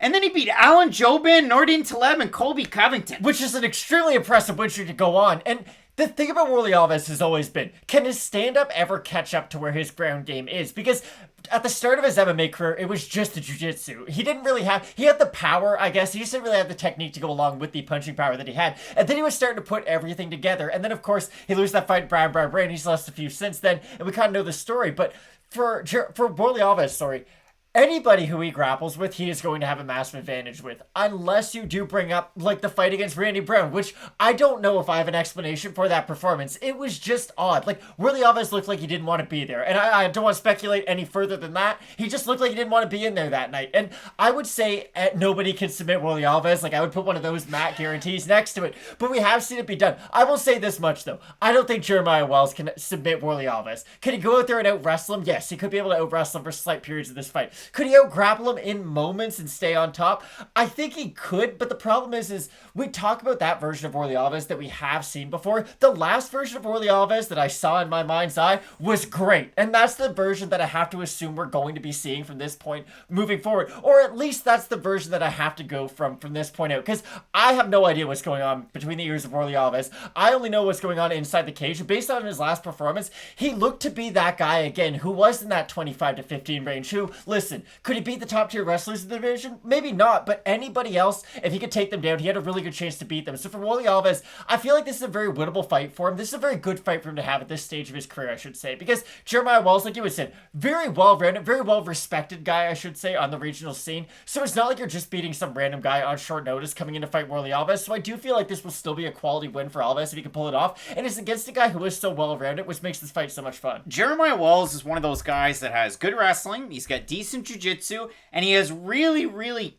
crafty and tricky striking. Like, he could throw a knee up the middle, he could cut you with an elbow, he could go in there, throw a nice crisp boxing combination, or absolutely rush the cage, get you into the clinch, take you down, and then work his own game. So for Jeremiah Wells, you like what you see on the regional scene. For Warlley Alves, again, if we go for the 5-on-in, he beat Sultan Alia back about 3 years ago. Doctor stoppage. He loses to James Krause by finish. Yikes. He beat Sergio Moraes 2 years ago. Still meant something, kind of. Loses to Randy Brown by triangle. Now, we've said this for a while with Fight Night picks. Rude boy Randy Brown was kind enough to do an interview with JHK before his last fight where he beat Alex Oliveira. Randy Brown's a sneaky fighter in this division. If he can bring everything together, he's a very special product. You saw that with the one-arm rear naked choke that he had on Oliveira's last time out. Sometimes he loses fights he shouldn't, but Randy Brown, by and large, is a good fighter. But the fight against Warlley Alves was really weird. And listen, it's enough to trust us. Go watch it. That's what I mean, like, Randy Brown could beat Warlley Alves anyways. This is what I mean. I'm not trying to say all this to discredit what Randy Brown did that night, because it was a very impressive performance. But I'm telling you, if he fought any other version of Warlley Alves, the fight would not look that way, at least. He might knock him out. He might out-wrestle him. He might beat him in other ways. But again, I just can't stress how weird that performance is. If we've been talking about how weird his performance was against James Krause and Randy Brown, then just take our word for it. And if you look at it for Warlley Alves, I mean, let's look at the last 3 wins. Again, Sultan Alia finishes him. Performance of the night win over Moraes. Performance of the night win over Munir Lazez, where he's a plus 200 underdog in a weird co-main event. And he picks up a huge win like that. Now, if you go back and look at that, that was on the Magny Chiesa card, which was sneaky, sneaky good if you really go back. But again, it was a Wednesday, so a lot of people missed it. But overall, really big win for Warlley Alves. If you look at the odds for this one, just kind of different, I guess. I mean, you've got Alves open at minus 205. He's now minus 233. For Jeremiah Wells, open at plus 165. He's a plus 186. And if we have a look over on Tapology for those votes, holy smokes. 468 of them, 91%. Alves, 56% by knockout, 13% by submission. 9% have Wells. Everything's kind of split up, but what are you thinking? Wells is good at a lot, but great at nothing. And that's my big issue. What? It's the truth, though. Like, he's a well-rounded fighter. You can't specialize in everything. No one can. No one ever has. So it's not me knocking him. It's just, when you're a well-rounded fighter, you lack the specializations that a guy like Warlley Alves has. Alves on the mat, like I said, against pretty much anybody, he will have a grappling advantage against. And Wells is a good grappler, like we said, but there's levels. Like, Warlley Alves goes out there and out-grapples the majority of guys he's in there with. And if you do shoot for takedowns, you always have to know where your neck is. Because, again, I read out the Colby Covington loss, and you did too. Like, Colby Covington... Yeah, sorry. Well, lost for Covington, win for Alves. Yeah, when he went for the takedown, though, Alves is just really smart and he's really good with the guillotine. We talked about that with Tim Elliott, how, like, Tim Elliott just has some positions he's great in, and Nick Lentz to a certain extent also, where Nick Lentz has that guillotine position where, listen, you might be able to out-grapple him in a lot of other places, but the guillotine is deadly. And for Warlley Alves, very similar in that way. So for Wells, he's going to be really careful on the feet against a guy who's got a ton of power, and then he can't really take his opponent down. I just don't see how Jeremiah Wells can be able to get this done. I think Warlley Alves, at the peak of his powers, is a tough fighter for really anybody in the top 20, I'd say. And here's the last thing. This is a short notice fight for Jeremiah Wells. He has had a massive time off in between his last 2 fights, and the fact that he is coming into this fight on short notice does concern me. There's guys who, like I said, in the top 25 would have trouble with Warlley Alves with a full training camp. You're asking a guy making his UFC debut on not a huge card, but but I'm sure they're still going to the octagon jitters to beat a guy like Warlley Alves. I just think it's too much too soon. Really, really tricky fight. Warlley Alves also has a teammate on this card in Raoni Barcelos, who, again, both guys coached by Pedro Rizzo, so I can't wait for it. But both of us going with Brazil's Warlley Alves to get the win. Can't wait for it. And I do think Jeremiah Wells has a really good career ahead of him in the UFC. Just a shame we get him a little bit later on in life. Similar to Carlston Harris, who came in recently with a big win over Christian Aguilera. Maybe Jeremiah Wells has a little bit of that in him. I can't wait for this fight. Big time card. Gane taking on Volkov in the main event. Keep it locked in with Fight Night Picks. And as we always say, let's get into it. Matt, there's been a drought in the UFC, and farmers, you want to tend to your crops because we have the return of the tractor. Michel Prazeres, he's going to be taking on one really tough out in Kazakhstan, Shavkat, Rakhmonov, and Matt.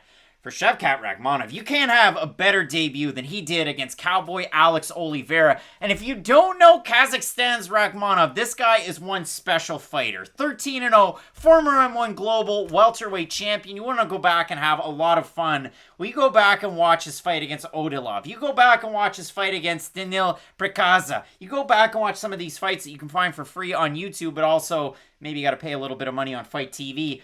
He's such a dynamic striker. He has a great submission game. His wrestling defense is I mean, he'll give up a takedown to get a submission. He will then take you down. He'll have some judo throws, some spinning kicks to the body. He is an all-action type of fighter, and that's what made his fight against Alex Oliveira so much fun. He was originally supposed to be the first fighter of Kazakhstan to fight in the UFC, but fights fell out. He's supposed to take on Bartosz Fabinski. He's supposed to take on Ramazan Amiv. He's supposed to take on Eliseu Zaleski dos Santos, and then he ended up with Alex Oliveira. Matt, the promotion put a lot of stock in Shavkat Rakhmonov coming into the UFC, giving him names like that. And for him to be taking on Michel Prazeres, it's a little weird because for Prazeres, he's been in the UFC since 2013. Now, the biggest glaring hole of Michel Prazeres is not the fact that he is probably the smallest welterweight you've ever seen. I mean, we're bridging on Deron Winn type territory because the guy's 5'6" at 170. And is it of his fault? Yeah, it's 100% his fault. Now, I wrote this down. He's had 4 fights at 170 in his career. He's had 9 fights in the UFC at 155. 9 UFC fights at 55, 4 at 170. But why? I know. This is why. He missed weight at 155 pounds. He fought Gilbert Burns. He weighed 158. He won the fight. Great. That's awesome. Cool. He was a plus 200 underdog. So that's a big win. Then he fought Mads Burnell. He weighed 159 pounds for that fight. He was a minus 370 favorite. Then he ended up fighting Desmond Green. He weighed 161. So they made a move up to 170. Beat Zach Cummins by split. He beats Bartosz Fabinski by guillotine. That fight was insane. And then he lost to the Austrian Wonder Boy, EFC's own, Ismail Nardiev, his last time out. 2019, that was in February. But here's the problem. Michel Prazeres is going to give up a huge advantage in height and reach in this fight. 9 inches of height, 10 inches of reach, and oh, by the way, why has he been away since 2019? Why is he coming into this fight at what? Almost 40 years old. Oh, well, it's fun. I have it here. Matt, in a 2020 USADA statement, he tested positive for exogenous boldenone and its metabolite dating back to a 2019 urine sample, March 2019. That's the exact same thing that Bruno Silva took, who fought last weekend. So, hey, maybe it's a premonition. Maybe because Bruno Silva came back off the sauce and knocked out poor old Wellington Turman, Michel Prazeres is going to come out and knock out Shavkat Rakhmonov. I don't know, but Michel Prazeres is one hell of a wrestler and one hell of a grappler, and that's what makes this fight so interesting. Is he one hell of a grappler at 40, though? That's what I keep on going back to, because for me, Michel Prazeres is a weird fighter, because throughout his career, you bring up some of the guys he beat, like, go back and look at that Gilbert Burns fight. He beat him by out-grappling him, oddly enough, by being the heavier guy on top and holding down his opponent, and that's what Prazeres is really good at doing, oddly enough. Like, he doesn't really wow you with any of his skill sets, and I always think back to this Trae Young article, and I hate Trae Young, but Trae Young said, listen, my athleticism is not going to wow you, but when it comes to the fundamentals, I know what I'm doing, and I've got to give him credit. Like, he's 6 feet tall, but he's as good as guys who are 7 feet tall, because fundamentally he is so sound. And for Prazeres, he's a very fundamentally sound grappler. And I know people talk about the wrestling and the jiu-jitsu, but he is a very Jake Shields-esque kind of a grappler. And I don't mean that in a disparaging way, because he will secure a lot more submission wins that way, but he is much more control-based over submission-oriented. And even if you look at a lot of the submission wins, they're more because he gets his opponent down. He's able to tire them out, get them into a bad position, and then submit them. He's not like a Charles Oliveira who's going to go from the clinch, jump onto your back in one movement, and then try to beat by a rear naked choke. He has a much more methodical way of going from point A to point B. You never see back-to-back north-south choke wins. He has them against an old Josh Perkman and then Mads Burnell, who, listen, Mads was a little early for his time in the UFC. He's good with Bellator now, but that's incredible. And exactly, those are very impressive wins. And as someone who has over a day played in UFC 4, I've never gotten a single north-south choke in my whole life. So the fact that this man was able to do it twice in an actual competition is very impressive. For me, though, this is one of those weird fights that does come down to height and reach, and those are two things that you do have to talk about, because Prazeres, to win this fight, has to get his hands around Rakhmonov. I don't think anybody out there thinks that Michel Prazeres can beat Rakhmonov in a kickboxing fight. You'd be crazy if you could think that. He's giving up so much reach and so much height, and that's why I think his wrestling is going to struggle, because Rakhmonov can stand at such a distance to where he'll be able to fire off kicks and punches from so far away that I don't think Prazeres is going to be able to take advantage of Rakhmonov opening up and then, oh wow, I can shoot him for my takedown there. Prazeres at the age of 40 doesn't have that same explosiveness in his takedown attempts, and I don't think he's going to have the cardio to be able to match a guy like Rakhmonov at the age of 28. And with Rakhmonov, like, the hype is there for a reason. He is 13-0, all wins coming by stoppage. What is it? 7 by knockout, 6 submission, or the other way around, one or the other. Like, he's so well-rounded in those two aspects of the jiu-jitsu and the kickboxing to where I really think that this fight's going to be a showcase fight for Rakhmonov. For Prazeres, and listen, that's not really much of a hot take, I don't think. He's fighting a 40-year-old who probably doesn't belong in the weight class. But for Rakhmonov, I understand that a lot of people are hesitant because his takedown defense is a little bit porous, and that's what Prazeres is so good at. But at this stage of their careers, I just think Prazeres can be that same fighter who can march his guys forward like a smaller Yoel Romero, and then go for the takedown. I think he is going to eat quite a bit of damage at range throughout this fight, and I do think that damage is going to accumulate as this fight goes on. Shavkat Rakhmonov, this guy coming out of Kazakhstan top team, but we've also seen him out of Sanford MMA here recently training, and I threw down a few of the names that he was with, but obviously you have Henry Hooft in the picture. Couple of other big names. Nick Lentz, I feel like that's a body that really can kind of replicate Michel Prazeres. Little short, little thick, especially for a retired Nick Lentz. Also had Fiziev there, which I was kind of surprised to see. I had to go to Fiziev's Instagram, do a little bit of a deep dive, but he is training at Sanford MMA. But he also has with him Sergey Morozov and Zhalgas Zhumagulov in some of the pictures in Florida. The boys from Kazakhstan representing in just a hot and sticky state. Matt, getting ready for this fight, you've got Shavkat Rakhmonov, the biggest mover and shaker on this card so far. He opened a -150, he's -275 right now. For Prazeres, he opened a +130, he's now a +218. And if we have a look over on Tapology, 957 total votes, 90% Rakhmonov, 47% by decision, 40% by knockout. For the 10% that have Prazeres, 68% by decision. Matt, here's the part where I'm going to be brutally honest. I've had people hit me up on Instagram all day today saying, my big parlay piece, my MVP is Shavkat Rakhmonov. And props to you. I'm too afraid to put this one on my card, and here's why. Michel Prazeres not that long ago, although again, he's a month shy of being 40. He's coming off a suspension. He looks like a brick shithouse on his Instagram because all he's done is lift weights and done kickboxing in the last 2 years. But for Michel Prazeres, I've seen his fights. He can grapple grapplers. He can grapple very good grapplers, the likes of a Bartosz Fabinski, and finish him in the first round. Now, could Andre Muniz do it? He can't close range, though. Sure. That's going to be the trouble for him. Can Prazeres close the range and take Rakhmonov down? I think there's more than a snowball's chance in hell. That's why this fight scares the hell out of me. I wouldn't have it on my card for those reasons. Having said that, I will take Rakhmonov, but I could smell an upset in this fight. Dana White, I don't know if you watch these videos, but if you do, if Rakhmonov wins this, give us the Eliseo Zaleski dos Santos one. That's the fight that I want to see. That's the fight that the fans want. No, I do agree. I think for Rakhmonov, this is a big opportunity, but it could go sour for him very fast. Because if you lose to a guy like Prazeres, who has... Listen, I think Prazeres is a really good fighter. I respect what he's done. He has good wins. But if you lose to a 40-year-old in the wrong weight class, it's really going to hurt your star potential. So for Rakhmonov, this is a very pivotal fight in his career. Michel Prazeres averages 4.11 takedowns per 15 minutes. That's absolutely insane. I can't wait for this fight. Both of us going reluctantly with Kazakhstan's Shavkat Rakhmonov. Let us know down below in the comments section who you're going with in this fight. because the upset wins, they're a-blowing. This is Pop and Popcorn if we ever did see one. Big time fights at the top of this card. We have Danilo Marques taking on Kennedy and Nzechukwu. We also have Ciryl Gane taking on Alexander Volkov. You're not going to want to miss it. Keep it locked in with Fight Night picks. And as we always say, let's get into it. Big time fight coming up this weekend at light heavyweight. We have Danilo Marques taking on Kennedy and Nzechukwu. And Matt, I say big time because these are two of the bigger fighters that you're ever going to find at light heavyweight. For Danilo Marques, 6'6". For Kennedy Nzechukwu, coming in at 6'5". And for Nzechukwu, he's one of those guys that if you go back and you watch the overall body of work, and this is my criticism before the Carlos Ulberg fight, he's never used his distance and his length to his advantage. You look at the fight over Dennis Bryant, where, again, the commentary team, can he throw kicks? Yes, he can throw kicks. But you go and watch that, didn't have the killer instinct. He had him hurt. And then he just kind of waited for the referee to end the fight. You got to go in there and finish it. Then he makes his UFC debut. He fights Paul Craig. He gets finished. Again, Paul Craig submits everybody. A couple of guys that don't have a good read on Paul Craig and how good he could be. But Paul Craig, that one's tricky. He fights Darko Stosic, and Matt, points were taken away in that fight. Darko decided he liked to make some kicks to the cup.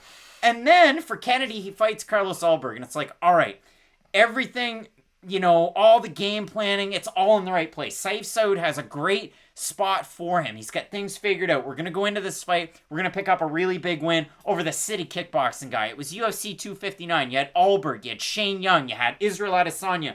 Listen, the place was buzzing about the city kickboxers. And listen, not that long ago, we had a similar card. Adesanya was on the card. Brad Riddell was there. But again, you look at that card, and it was really, really tricky. Now, did I make a mistake? Did I say that, hey, we had Shane Young on that card? Yeah, I did. Was he on there? No, he wasn't. But when you look at that one, it was tricky, right? Because in the first round, Carlos Ulberg looked pretty good. He couldn't miss. Yeah, and then all of a sudden, his cardio fell off a cliff. His hands started to fall, and credit where it's due. Kennedy was still in the fight. He took the hardest shots, and then he started to land some of his own, and he finished the fight. And that finishing sequence was amazing. And Kennedy Nzechukwu flew. He soared like a phoenix. I could not be happier for the guy. That was a huge win. His second in a row in the UFC. And he seemed really displeased with the way that he got the win over Darko Stosic. So again, the sportsmanship was there. But the win over Carlos Ulberg, it's like, all right, Kennedy Nzechukwu, the stumble out of the gates against Paul Craig, now it can be forgotten. He's taking on Danilo Marques, who's a guy that, Matt, I think we had the worst read on this guy coming into the UFC. The level of competition coming in was absolutely abhorrent. Awful. I mean, he fought Clayton Cateno back in 2018, who was 5-4. He beat Marcin Polmano, who was 0-16 before that. He lost to Myron Dennis, that was 13-6. He beat Junior Lorenzo, who was 5-9. He lost to Marcio Tellez, who was 6-6. And he had the longest time off between fights. And again, he came into the UFC and I thought, this guy, I get it. He's great at King's MMA. He's a great guy to replicate other fighters in the gym. He probably works out quite a bit with Fabricio Verdum. We're going to get a neat look. And then he fought Hadis Ibrahimov and he looked good. And then he fought Mike Rodriguez and he looked really good. So for Danilo Marques, I'm kind of on the train. He was originally supposed to take on Ed Herman in this fight, which would have been kind of a neat matchup. I would have been there for that. Fight Night picks favorite. That would have been a great one. Love the Ed Herman fights. But now it's interesting because Nzechukwu's fought the grappler before and he lost that fight. Danilo Marques is a guy that even watching regional fights in Brazil, I saw him corner in a fight that had Luana Pinheiro. Like, this guy's really interesting. He's a jack of all trades. So the question really comes down to, could a 41-year-old Shogun Hua beat Danilo Marques? I don't know. Probably not, maybe. I'm just trying to gauge where the Paul Craig grappling is in all of this. Because for Danilo Marques, it's weird. He's 35. He's huge for the weight class. You would think he's done progressing in his career, but I do feel like we have seen an improved fighter, at least his last two fights out. The fighter who was in there against Mike Rodriguez not only emphasized the submission, but just won pretty much every minute of that fight. And listen, I know Slow Mike's not the most eye-popping talent out there, but he's a decent fighter. Like, yeah, right? He's a decent fighter. And I do think that was a really quality win for Danilo Marques. My question mark really comes into, how good can Kennedy and Nzechukwu get in that one training camp since his last fight? Because in his last fight, he just showed that he was tough and had good cardio. And listen, I think that can take you very, very far, especially at the light heavyweight and heavyweight divisions where the skills aren't normally as good as they are down at like light heavyweight down at welterweight and lightweight. But for me, I think Kennedy's also in that band. He's only 29 years old. And at light heavyweight, that is so young. You have no idea. That's why I always get excited when you have guys who are like 27, 28, 29 in that heavyweight, light heavyweight range. Because you know they're going to be fighting the top fighters in that division for years and years and years to come, and you're going to be able to see their skills develop. My whole point, I guess, they're trying to get to is that Kennedy and Nzechukwu, every time out there, has gotten better. And I do think that we are seeing an improved version of him every time out. And one thing I do really like, you bring up the size that both these guys have, I like the cardio out of Kennedy as well. He's a really big guy who does move very well for the weight class. I do kind of liken him a little bit to Ben Rothwell. Not, again, this submission game, not so much, but I will say there are two big guys who move exceptionally well for just what their physiques look like. I'm extremely excited for this fight, although I will admit it is very odd that it is so high up on the card. Yeah, it is a really tricky one, and if you look at it for Kennedy Nzechukwu, again, he is a southpaw, he's got 83 inches of reach, something that you love to see, especially in the division. He's going to have a big gap there when it's compared to Danilo Marques, so can Marques kind of bridge the gap? Is he able to get the takedown? Is he able to get the submission? Listen, before even giving out the odds and the topology predictions, I think so. He's a guy that really takes guys down in unorthodox and odd ways. He has really nice trips. If I do look at the odds, this opened as a pick'em. So both guys at a minus 115. Marques, a slight underdog, minus 101. For Kennedy and Nzechukwu, he's right now a minus 122. Over on Topology, 70% of the fans, 869 total votes, have Nzechukwu to get the win. 79% by knockout for the 30% that are Marques. 58% by submission. And again, I've had weird reads on these two guys in the UFC, but I have oddly liked what I've seen out of Marques in those last two fights. Now, I have to preface it by saying, or really finish it, punctuate it by saying, Hadis Ibrahimov had an awful UFC run. Like, terrible. Like, Zalim Imadiev, Hadis Ibrahimov, I went, yes, these guys are going to be great, and they were terrible. Good win for Marques. Slow Mike, this is another fight where we get to see where both of these guys are at. You don't go and get a win in this fight and then end up in a fight against like a Magomed Ankalaev. You still have a while to build your way up. You probably don't even get a top 15 fighter with a win right here unless you have an amazing win and a great call out. But for me, I like Danilo Marques in this one. What are you thinking? I can't disagree with the thing you just said, but I am ever so slightly going to pick Kennedy in this fight. I do think that if he can defend some of those early takedown attempts, he has the slightly better cardio out of these two fighters. And if he can keep this fight on the feet, which is a very hard ask to do, because like you said, Marques has very unorthodox trips and takedowns that he does like to go to. So Kennedy's going to have to watch his P's and Q's and really make sure that, hey, you got to keep this fight in the center of the cage or all the way up against the cage and not let him take your back. Because that's really what I see. Like, Marques isn't a guy who's really going to waste minutes on the ground. He's going to try to pass positions and go for the submission very early. So if you're a guy like Kennedy, you really got to make sure that you're not taken down with like 4 minutes left in the round. If you're taken down, do it with like a minute left in the round, and hopefully you can work your way back up to your feet, or at least not give Marques enough time to submit you. So with all that being said, ever so slightly going to pick Kennedy in this fight. Not going with Kennedy and Nzechukwu to get the win. I'm going with Danilo Marques. I can't wait for this one. Let us know down below in the comments section who you're going with in this fight. Matt, we have two big fights left. You're not going to want to miss them. Both of them at heavyweight. Bows are OSP. You've got Ciryl Gane taking on Alexander Volkov. Keep it locked in with Fight Night Picks, as we always say. Let's get into it. Big time fight coming up this weekend at lightweight. We have the former featherweight king, and I say that with a little bit of a grain of salt. And Renato Moicano, he's taking on Herbert, the Black Country banger, coming out of Wolverhampton. Go Wolves. I'm not a Wolverhampton fan. I actually like Tottenham. And then I just probably lost a lot of the viewers right there, so apologies where they are necessary. But Matt, for Herbert coming into the UFC, you knew how good he was going to be. I mean, this guy has excellent Muay Thai. He's a very, very accredited striker. He took on a really, really good level of competition over with Cage Warriors, their former champion. And I mean, you look at the loss. Rhys McKee back in 2016. You might snicker. You might go, Craig, Matt, Rhys McKee sucks. He was off on the UFC. He's not great. You were right about his UFC run, but back with Cage Warriors, he was pretty good, and he went on a tiny little run, and I bet you he'll end up back in the UFC before you know it. But you look at that, he comes back, he picks up big wins. Joe McColgan's a big win. Steve O'Keefe's a big win. Jack Grant's a big win. Ken Carrizosa, former UFC fighter, you like to see it, but again, former champion from the organization that's produced a lot of really good talent. Lightweight champ back in 2019, beats Kane Carrizosa where he's a minus 185 favorite. And then he was originally supposed to take on Mark Jacasey back in, early last year. That card canceled due to the pandemic. So he ends up with old Massaranduba. And Massaranduba gonna Massaranduba, and Herb Dean gonna watch. Turns out 40-year-old men can still beat up people? I don't know if that's the tagline, but still, for Jai Herbert, it was weird because Cage Warriors normally brings over top tier talent when they do make their way over to the UFC. I don't want to say all the time, but for the most part, when Cage Warriors champions come to the UFC, they normally have at least a good run in them, or an entertaining run in them. I understand there's been some exceptions out there, but for the most part, Cage Warriors have brought in a lot of top tier talent. Look at Mason Jones, for instance, from a Cage Warriors champion.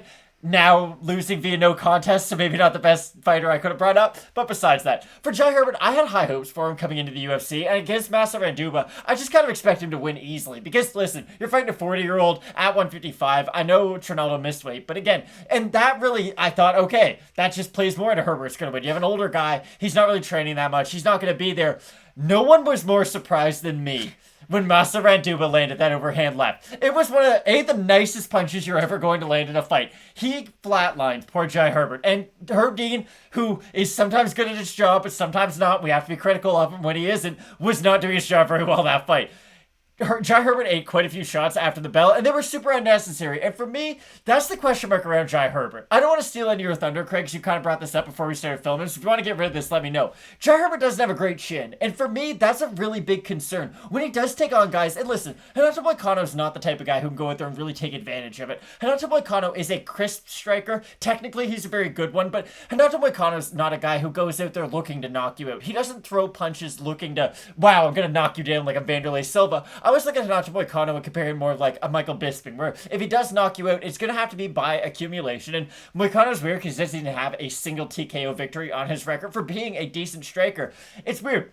For Moicano, he has all those skill sets that you really appreciate and you look for when you want to talk about a top tier fighter. It's just, he seems to lack all the strange, like, little intangibles that you talk about when you do talk about those top 10, top 5 fighters. But it is wild that Renato Moicano, A, has a win over Calvin Kattar, B, headlined a UFC event against the Korean Zombie, and C, has fought Jose Aldo. Like, the UFC has given Renato Moicano plenty of opportunities to really be a headlining type of a fighter. He fought Brian Ortega, to bring up another guy. Like, he's fought those A-list... beat him. Exactly. He's fought those A-list fighters. He just always seems to come up short when he does fight the top tier fighters. Jai Herbert, it's just unfortunate because he left the belt with Cage Warriors. Did he leave the chin? I just look at that fight, and if you look at Jai Herbert, he comes out of Renegade Jiu-Jitsu. We talked about that gym so much because Aiden Lee just fought Aaron Pico. He lost. You had Tom Breeze, who didn't make it to the octagon for his last fight. Very unfortunate.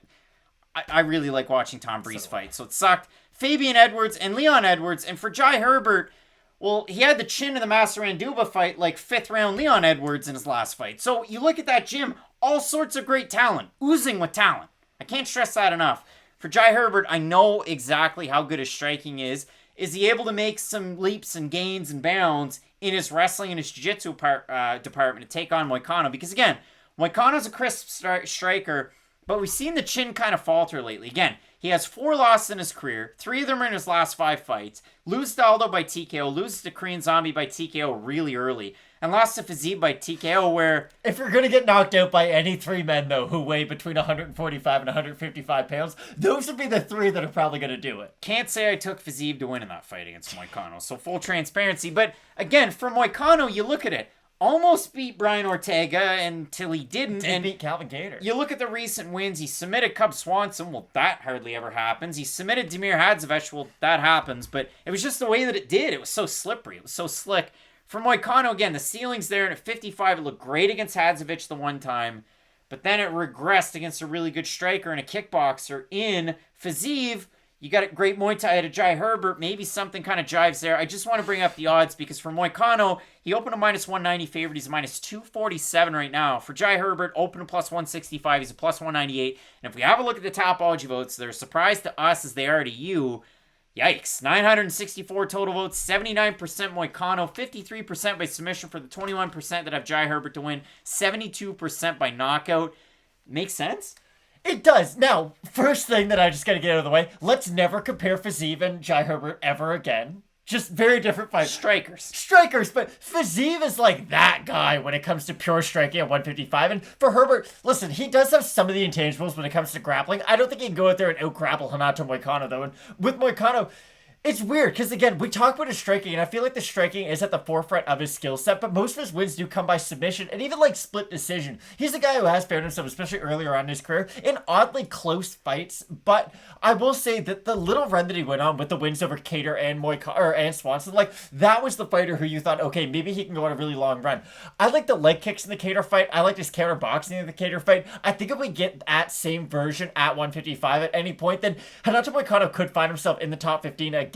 But it's really hard for me to say that we're ever going to see that version. Listen, I think he's going to beat Jai Herbert this weekend. That'll be my official pick. But I don't really know where we go with Moicano, because it feels like the UFC has marketed him. They have given him a lot of opportunities to kind of not be a face at 145 or anything, but at least be a guy who, hey, on short notice, we need a main event or a co-main event slot. Renato Moicano can fight ranked fighter X, and we can fill that. He hasn't been able to live up to those aspirations yet, and that's the only hesitation I have with my prediction for this fight. You look at it for Moicano, I mean, you can't go anywhere but up when you beat Tom Ninamaki, one of the best to ever do it. But Matt, I'm in agreement with Renato Moicano. It is a really tricky fight to go with, but yeah, I mean, if you're Jai Herbert and you beat Renato Moicano, you're fast-tracking yourself. You're going to get a better fighter than, well, the name of Moicano, or even somebody that was in the skill level of a Massaranduba. You're into a big fight your next time out. So I can't wait for this one, but going with Brazil's Moicano to get the win, I think, again, everything combined is going to be a little bit of a difference maker here, but if Herbert's able to finish him and finish him early, maybe you like that under, whether or not your book has it set at 1.5 or 2.5, maybe you have a look at that one. We'll talk about that on Question Mark Kick. So make sure you check back in, especially for this fight on Saturday, but both of us right now at the start of the week going with Renato Moicano to get the win. Can't wait for this main card. Big fights. Danilo Marques taking on Fortis MMA's Kennedy Nzechukwu. You also have in the main event Ciryl Gane taking on Alexander Volkov. You're not going to want to miss that. So keep it locked in with Fight Night Picks. And as we always say, let's get into it. If you thought I was fired up for some of these fights on this card, you're right. And I'm fired up for this fight, Matt. We have a bit of a mismatch of a fight, because for the Dirty Bird Tim Means, he was originally supposed to take on Hot Chocolate Danny Roberts. Well, not that long ago. Like last week, he was supposed to be taking on Danny Roberts. Roberts unable to make the walk. And for Nicholas Dalby, he was supposed to take on Russian powerhouse Sergey Kandashko. I was really looking forward to the fight. Kandashko had been away for a really long time. It should have been a good fight. Now these two guys get paired up. And it's weird because for Nicholas Dalby, I could kind of play a little bit of a game. I could play the same game that the UFC decided to play with Timur Valiev his last time out. It's a dirty game. For Nicholas Dalby, well, his last loss was a split decision for the Cage Warriors title against Carlo Pedersoli back at Cage Warriors 93 in 2018. And since then, he's beaten Robert Allegretti. He's beaten Philip Mulpeter. He's beaten Alex Lahore. He's beaten Alex Oliveira. He's beaten Daniel Rodriguez. And he has 2 no contests. The first one was one of the craziest fights you're ever going to see in your entire life against Bellator's Ross Houston. I don't know the status of Bellator Europe. They catch a lot of flack for it on Twitter. But it's an amazing fight where they don't actually use a canvas. They use, like, what is it? Like a vinyl type material. Almost. Ultimately, it was ended because there was too much blood. So, again, for that one, makes sense as a no contest. It was a really close fight. But he also has a no contest against Canada's Jesse Ronson from back in 2020. First round loss due to a rear naked choke. Now, if we look at the odds for that fight, it's always fun to play this game. Wow. He was a minus 315 favorite. Ronson won a performance bonus. Ultimately overturned to a no contest. Jesse Ronson serving USADA suspension for that one. So really, Nicholas Dalby didn't lose, but yeah, he lost in emphatic fashion in the first round. So when you go back and you watch his next fight, it was back in November last year. He was a plus 265 underdog against my guy, D-Rod, Daniel Rodriguez. And in that fight, Rodriguez pushed the pace. He landed the strikes. He fought a really good fight.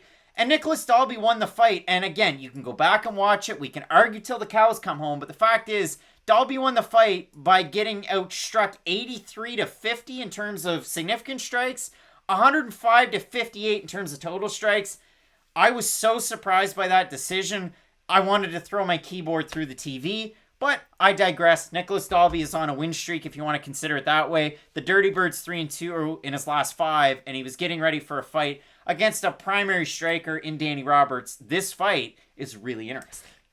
Full transparency, I thought Tim Means could beat the brakes off Danny Roberts last weekend because stylistically, Danny Roberts does a lot of the things Tim Means does. It's just I thought Tim Means does those things slightly better. And this fight, I don't look at this fight as being like, wow, Tim Means has to get ready for this completely different opponent. Like, Tim Means' game plan can pretty much be the exact same for this fight as it would have been last weekend. You still need to box, you still need to be very heavy with your volume, have good takedown defense. And it's weird because I'll get this out of the way right now.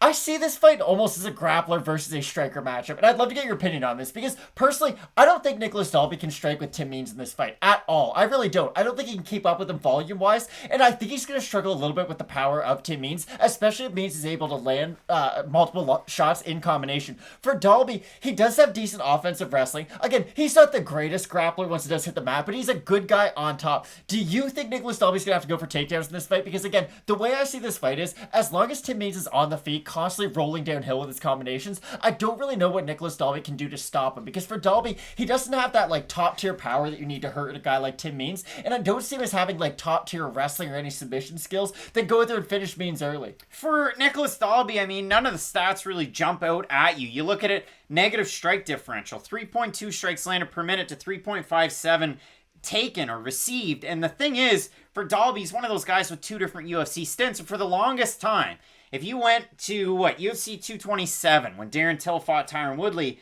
well, really, for Darren Till, his only close fight was against Nicholas Dalby. True. As crazy as that might sound, that one is, of course, a draw. For Dalby, again, he has that draw. He has a split decision win over Eliseu Zaleski before that. 6 years ago. And then he lost to Zach Cummins. He lost to Peter Sabati. He lost to Carlo Pedersoli with Cage Warriors. And now he's on this win streak, this tidy little win streak. So again, I do look at it as Dalby. He's the more forward pressure type of guy in terms of that wrestling offensive. You saw that in the fight against Alex Oliveira when he came back. That was a hometown game. That was a card close by in Denmark. It was really important to get him on that one. And that was short notice too. So also a weird fight, if we're being completely honest. It was kind of closer than you'd want for a Nicholas Dalby fight. But again, Dalby has all the tools, but can he bring them in? Against Jesse Ronson, he didn't. Against Daniel Rodriguez, he did enough to convince the judges, and that's all that matters. So we get a weird fight in this one where Tim Means, much more forward pressure, much more volume-oriented in terms of his striking. He lands those nasty elbows when things are in tight. He lands really nice knees. He's 37. Nicholas Dalby's actually 36. And that's a really weird thing. That's what I was actually going to say. It feels like a lot of the times when we do talk about Tim Means, it's not like we talk bad about his skills or anything. It's just like, okay, this guy who was, like Tim Means for the longest part of his career was one of those guys who was really, really good for an unranked fighter and would beat most unranked guys. But we did fight ranked guys, he would struggle against them. Now he's in this weird, like, they seem to be giving him prospects and they don't really know who to match Tim Means up with at this stage of his career, because I feel like at 37, he's still oddly competitive for how old he is at this weight class. And the thing I will say is, Nicholas Dalby coming in at 36, this is going to be one of those few fights where age isn't going to be a big factor. And honestly, I look at Tim Means as the younger fighter in this fight. And I know he's got 12 losses. He's got knockout losses on his record too. It's just, Nicholas Dalby does not absorb damage well. He cuts very easily. His face reddens very, like he's in that Alexis Davis conversation of like, when he gets hit once, his face puffs up. If you're fighting a power puncher, you might only get hit 7 times around, let's say. And if none of those single 7 punches put you down, then the damage won't really matter. When Tim Means beats guys, he's throwing 110 strikes, 115 strikes. Like, he's really throwing a lot of accumulation. And if you are a guy who marks up easy, who cuts easy, against Tim Means, those are qualities you want to have. I think this is just a tough fight from that perspective for Nicholas Dalby. Now, if you want to spin the MMA wheel of fortune, Tim Means lost to Daniel Rodriguez. Nicholas Dalby beat Daniel Rodriguez. MMA Matt, Dalby wins this fight. But when I look at this one, the odds, Dalby opened a plus 170 underdog. He's a plus 115 right now. For Tim Means, open a minus 200. He's a minus 143. Means was getting ready for somewhat of a similar opponent, Danny Roberts. And for Nicholas Dalby, Kandashko can strike. Like, it is a matchup that makes sense on paper. The one thing that concerns me if you're hot and heavy on Tim Means is the fact that you're in the weight cutting process. You got to stop it. For Nicholas Dalby, you were working your way down, but it wasn't fight week. So it is going to be really interesting. Tim Means just a fight at 155. That's like 170's never concerned me for Tim Means because he has that career at 155. And I understand he was a guy who missed weight a couple times at 155, was forced to move up. But it's the weird thing. This is two guys who have both had 2 stints in the UFC. Yes, Means' second one has been much longer than Nicholas Dalby's, but still 2 guys who have been in and out of the organization. I thought this fight should be on the Fight of the Night screen, to be completely honest. I'm super excited for this one. I really am. 857 total votes on Tapology, 61% Dalby, 85% by decision. For the 39% that have Tim Means, 76% by decision. Matt, Nicholas Dalby was one of those guys that as soon as he left the UFC, it was like, wow, like, just keep him around. He's a really good fighter. And ultimately, he ended up getting that shot. In a fight like this, it's really tricky. I like Tim Means ever so slightly, so I will go with him, but I can't wait to hear the comments down below. Is that your pick for the Dirty Bird? I think this is going to be in conversation for Fight of the Night. I really do. Like, when Tim Means fights, it's normally pretty exciting. And same thing with Nicholas Dalby. I will agree with you. I do like Tim Means in this one, but this could go either way. Really, really good fight. Both of us going with Fit NHB's Tim Means. He was training with Matt Semmelsberger to get ready for this one with a little bit of the wrestling grappling. And listen, Semmelsberger had a fun fight with Chaos Williams last weekend. I can't wait for this one. But we've got big fights on this main card. You're not going to want to miss any of the videos, so keep locked in with Fight Night Picks. As we always say, let's get into it. Possible Fight of the Night coming up this weekend at featherweight. We have a couple of guys that have had lots of fights in the UFC. One guy, well, he's had 2 stints. That is the Pit, Daniel Pineda. And this is a guy that, when we talked to a really big prospect in the UFC, and Adrian Yanez, not that long ago, he was saying, listen, when I was on the come up, when I was thinking of becoming a martial artist in the Houston area, Daniel Pineda was the guy that we all like to watch and follow. He's coming out of 4 Ounce Fight Club, also represented in that gym. Will be Ike Villanueva on this card. Taking on Team Alpha Male's Andre Fili. Matt, what can you tell us about Andre Fili? Andre Fili, oddly good at everything, but also not spectacular at anything. For Andre Fili, he's one of those weird fighters who, when you look at the guys who he's fought, you would assume that, wow, he's fought or he's been in the rankings for a really long time. It's weird. He fought Yair Rodriguez when neither one was ranked. He fought Max Holloway when neither one was ranked. It's kind of weird. If he had fought these guys at different stages of their careers, let's say he somehow beats Yair Rodriguez and doesn't get hit with one of the flashiest head kicks of all time, then he himself is probably in the top 15 after that. Like, it's the whole career of Andre Fili has been really weird. And I always go back to the Calvin Kattar fight because that's the fight that I really feel like Andre Fili fell off. It was Andre Fili. He beats Hakron Diaz. Okay, wow. He's finally gotten up to the point that we always thought he was going to. Now you're fighting Calvin Kattar, a guy who people have been told is good on the regional show, and that's about it. Andre Fili laid a complete egg in that fight and didn't look very good. He got outboxed consistently in that fight, and he got tired afterwards. And I gotta be honest, I thought that was it for Andre Fili. I thought, okay, he was always kind of that, I don't want to throw the word journeyman on there, but you know, he'd been around for a little while, fought some good guys, and then he lost to a newcomer. And that had never really happened to Andre Fili up until that point in his career. But I gotta be honest, I feel like he did make some pretty good adjustments to his career after that. I like the volume of Andre Fili at this point in his career a lot more than I did back then. And it's weird because for Fili, it felt like the longest time the conversation was always, okay, how are we going to take this guy down? How are we going to take this guy down? He's not the worst wrestler himself anymore. And I always think back to the Dennis Bermudez fight because for Bermudez, I get it. His last little run in the UFC wasn't the most spectacular. But at one point, he was seen as one of the best wrestlers in the 145-pound division. And the fact that Andre Fili not only beat him, but beat him by out-wrestling him was just a really impressive thing for me, at least. Because I don't always put a lot of stock into who you beat and all that. It's how you beat guys at the end of the day. And if Andre Fili just went out there and hit Bermudez with 2 jabs and head kicked him, that's one thing. But the fact that he was able to out-grapple such a good grappler,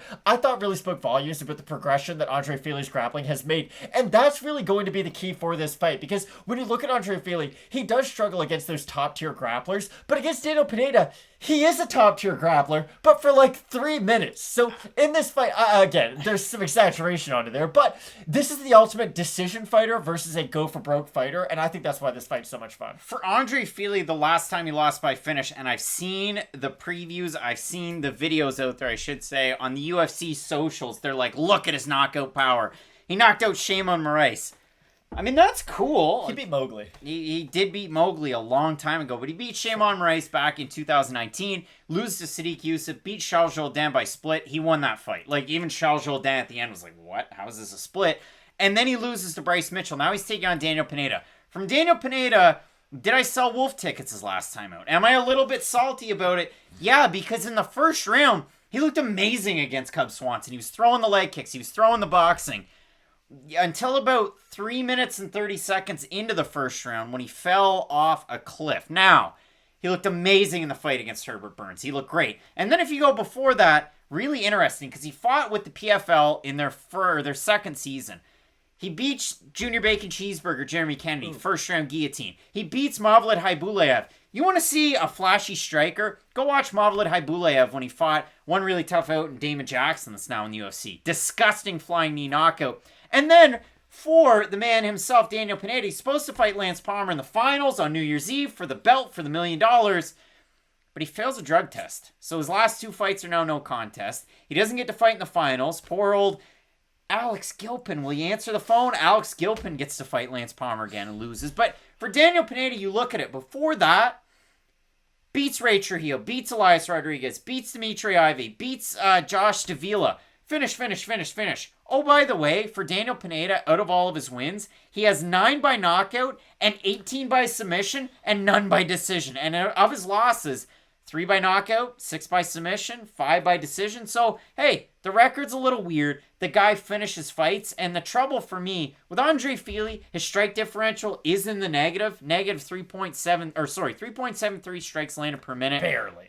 To 3.90 taken. For Daniel Pineda, again, 2 different stints. It is positive. Little bit better in terms of percentage that he lands, but he takes a little bit more damage. And then in terms of the grappling, a little bit of a wash. I mean, Fili, a little bit more adept. He's a little bit more forceful with his offensive, with his takedowns. But Daniel Pineda is a power wrestler. If you do see him, or a power grappler, especially in that first round. So, if you like Fili to be the decision machine in this fight, I mean, hey, it could definitely happen. If you like Daniel Pineda to finish a really tough out in Andre Fili, the last time he was finished was by Yair Rodriguez back at UFC 197 in 2016. Ooh.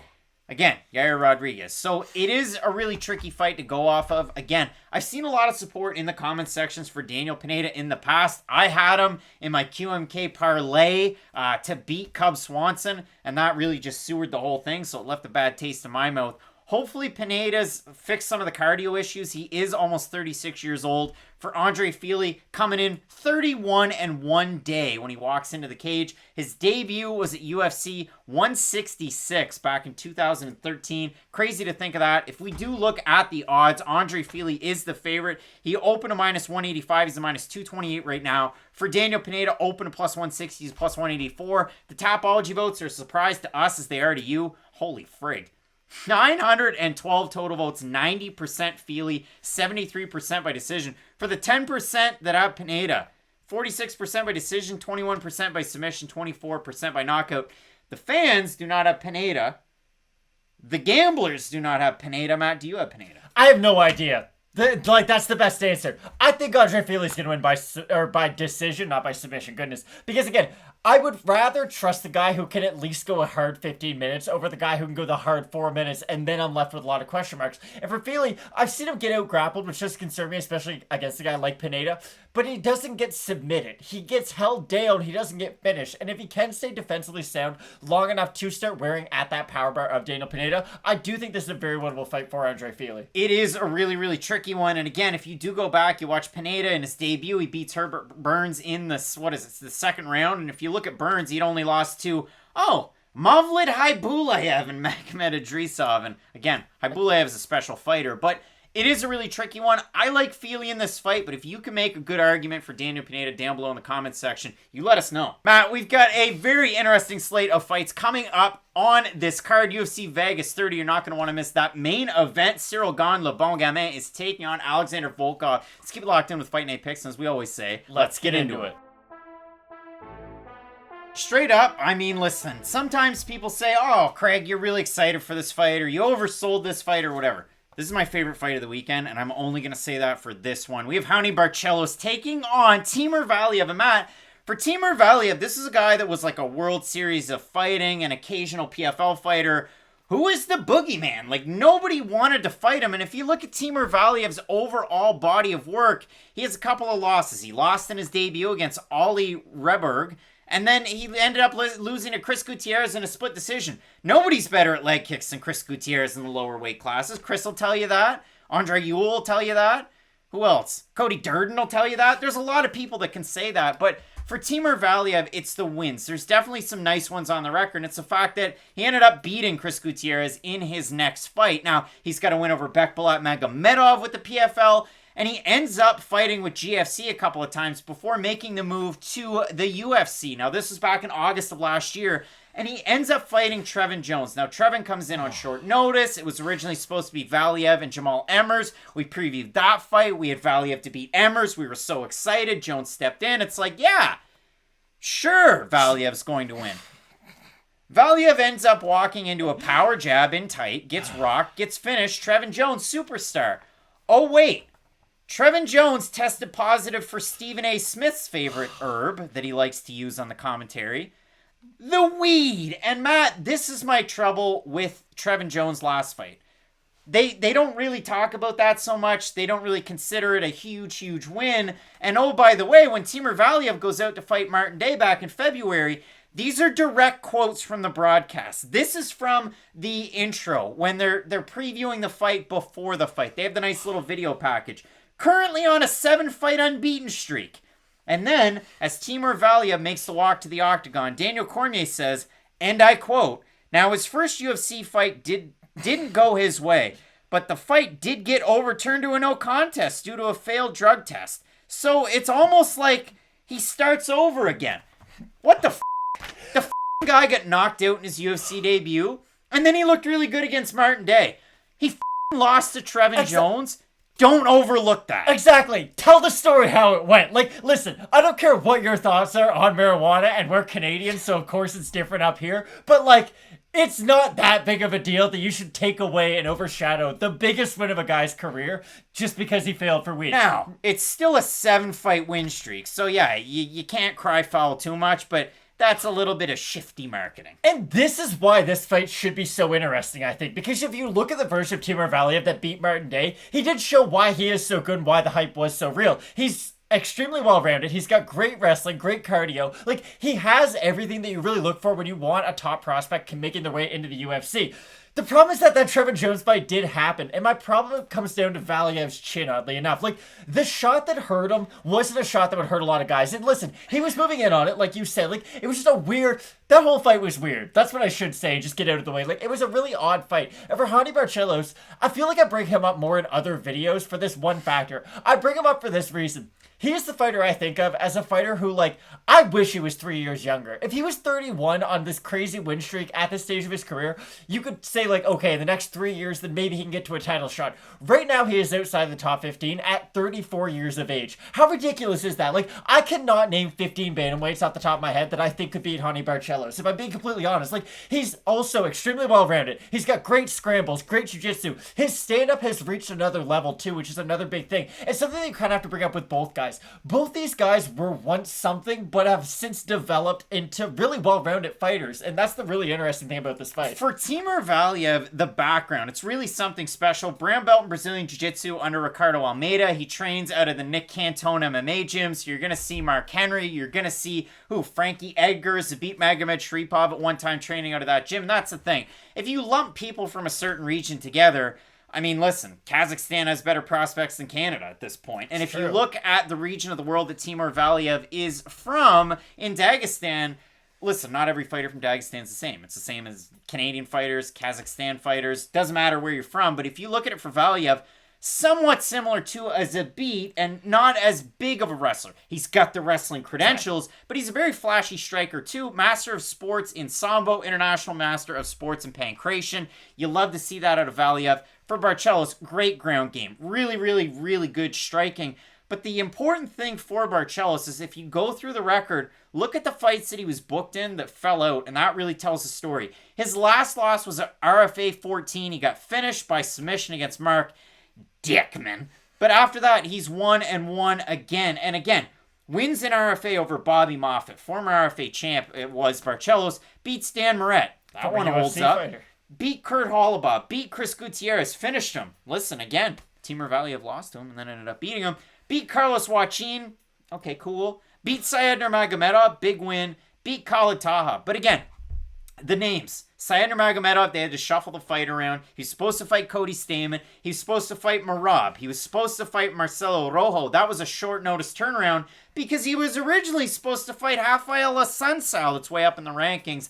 That's how much stock the UFC has in Barcelos. But they also have enough stock to really sell you a story, weave you a tale about Timur Valiev. Both of these guys mean a lot to this division, and that's why you should care about this fight. Oh, I couldn't agree more, and I really do see a bright future for whoever wins this fight, because I think Raoni Barcelos has a very high ceiling in this division, and Timur Valiev is able to beat him, then he kind of takes all that hype, and the problem again with Valiev is I do have such a sour taste in my mouth from them, and I think it's so funny that you brought up the broadcast. It's just kind of funny how that's how they tried to spin the story. Just say he's a really good fighter. It's a lot better that way. For me, I like Raoni Barcelos in this fight because of his ability to scramble. I actually look at this fight, and I do think he's going to have to rely on that ability quite a bit, because for Barcelos, he likes the same range that Valiev does. He likes that sort of longer range, because Barcelos is weird. He is primarily a puncher. He will throw some kicks, don't get me wrong, but he's a very long-range puncher when he throws. He does get a lot of whip onto his shots, so he does stand at kind of a kicking range for Valiev, so I do think it's going to come down to those in-betweens for Barcelos.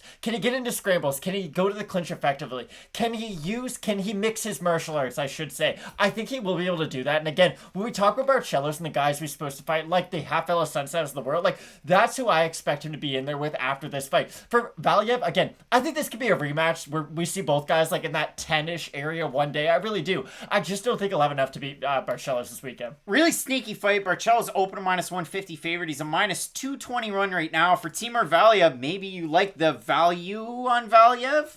Value? Open to +130. He's +177 right now. Over on Tapology, yikes. 940 total votes, 85% Barcelos, 76% by decision. For the 15% that have Valiev, 70% by decision. I think that the opening odds made a lot of sense. I think the fan votes are a little skewed. I'm eager to know what the fans are thinking, because this is one that I've kind of had a tough time trying to figure out and to try and offer up a prediction. I like Raoni Barcelos ever so slightly, but this is a fight where if I woke up on Saturday and Valiev won, I wouldn't be overly surprised. And listen, full transparency, this one's a really tricky card to try and pick if you're trying to make picks. So I am ever so slightly going with Barcelos, but it's a tricky one. We would not have put this as a fight of the night if we thought it was going to be a one-sided, just beat down by Barcelos. Like, we do think this is going to be a fun, competitive fight for as long as it lasts, but at the end of the day, I do have to agree with you and pick Barcelos. Matt, both of us going with Raoni Barcelos to get the win, bringing the fight back to refit pro fighters. Pedro Hizzo, is he going to be able to go 2-0 on the night with Alves and Barcelos? We'll find out, but I absolutely love this card. Up at the top, Francis Ciryl Gane. Le Bon Gamin is taking on Drago, Alexander Volkov. Absolutely love the fight. You're not going to want to miss that video, so make sure you check it out. Check it out, check around, don't check around. Stick around. Keep it locked in with Fight Night Picks, and as we always say, let's get into it. Summer's coming and hotter days are just around the corner. Keep cool with the help from our friends at Manscaped, who just launched their 4th generation performance package, which includes the Lawnmower 4.0. You heard that right. The 4.0 complements your summer grooming routine with a trim from the leaders in male grooming. The sun is shining, and listen, it's calling your name, fellas. Join the 2 million men and over who trust Manscaped and get ready for summer by going to manscaped.com for 20% off and free shipping by going to manscaped.com/FNP. That promo code is FNP. Now, Matt, listen, we've all been there. We've either hurt ourselves while shaving or, like I was last weekend, camping in apparently a nondescript location. I was at Fundy National Park. I had a great time. Beautiful area. I wore this shirt, and I wore it on, 3 shows, I think? Our show, the SCMP MMA show, Early Stoppage. He's like Peter Griffin. He just has a closet full of that shirt. Full of Sam Squan shirts. But the best part of the weekend was when I pulled out of my toiletry bag the crop reviver, and the guys went, "What?" And I said, "Listen, not going to have a shower. We filmed our show, and I just spritzed a couple of the old bombs of the crop reviver, and I was good to go for a day of hiking and enjoying my time camping, and it was great. And then I also threw on a little bit of the refined cologne, and hey, it made the experience that much better. You just throw it in the air, you waft through it, and then you're going to have a great day. For me, it worked on the campground. I smelled less like Sam Squanch and more like Craig Allen, the refined guy that I am. But listen, it's time to bundle up. And if you pick up the Manscaped Performance Package 4.0, you're going to get those great things that you know and love. Now, the refined cologne, that one's not included, but you can pick it up over there as well. You're going to find the Crop Reviver. You're going to find the Crop Preserver ball deodorant. Maybe I should have brought that with me, but I didn't. I should have.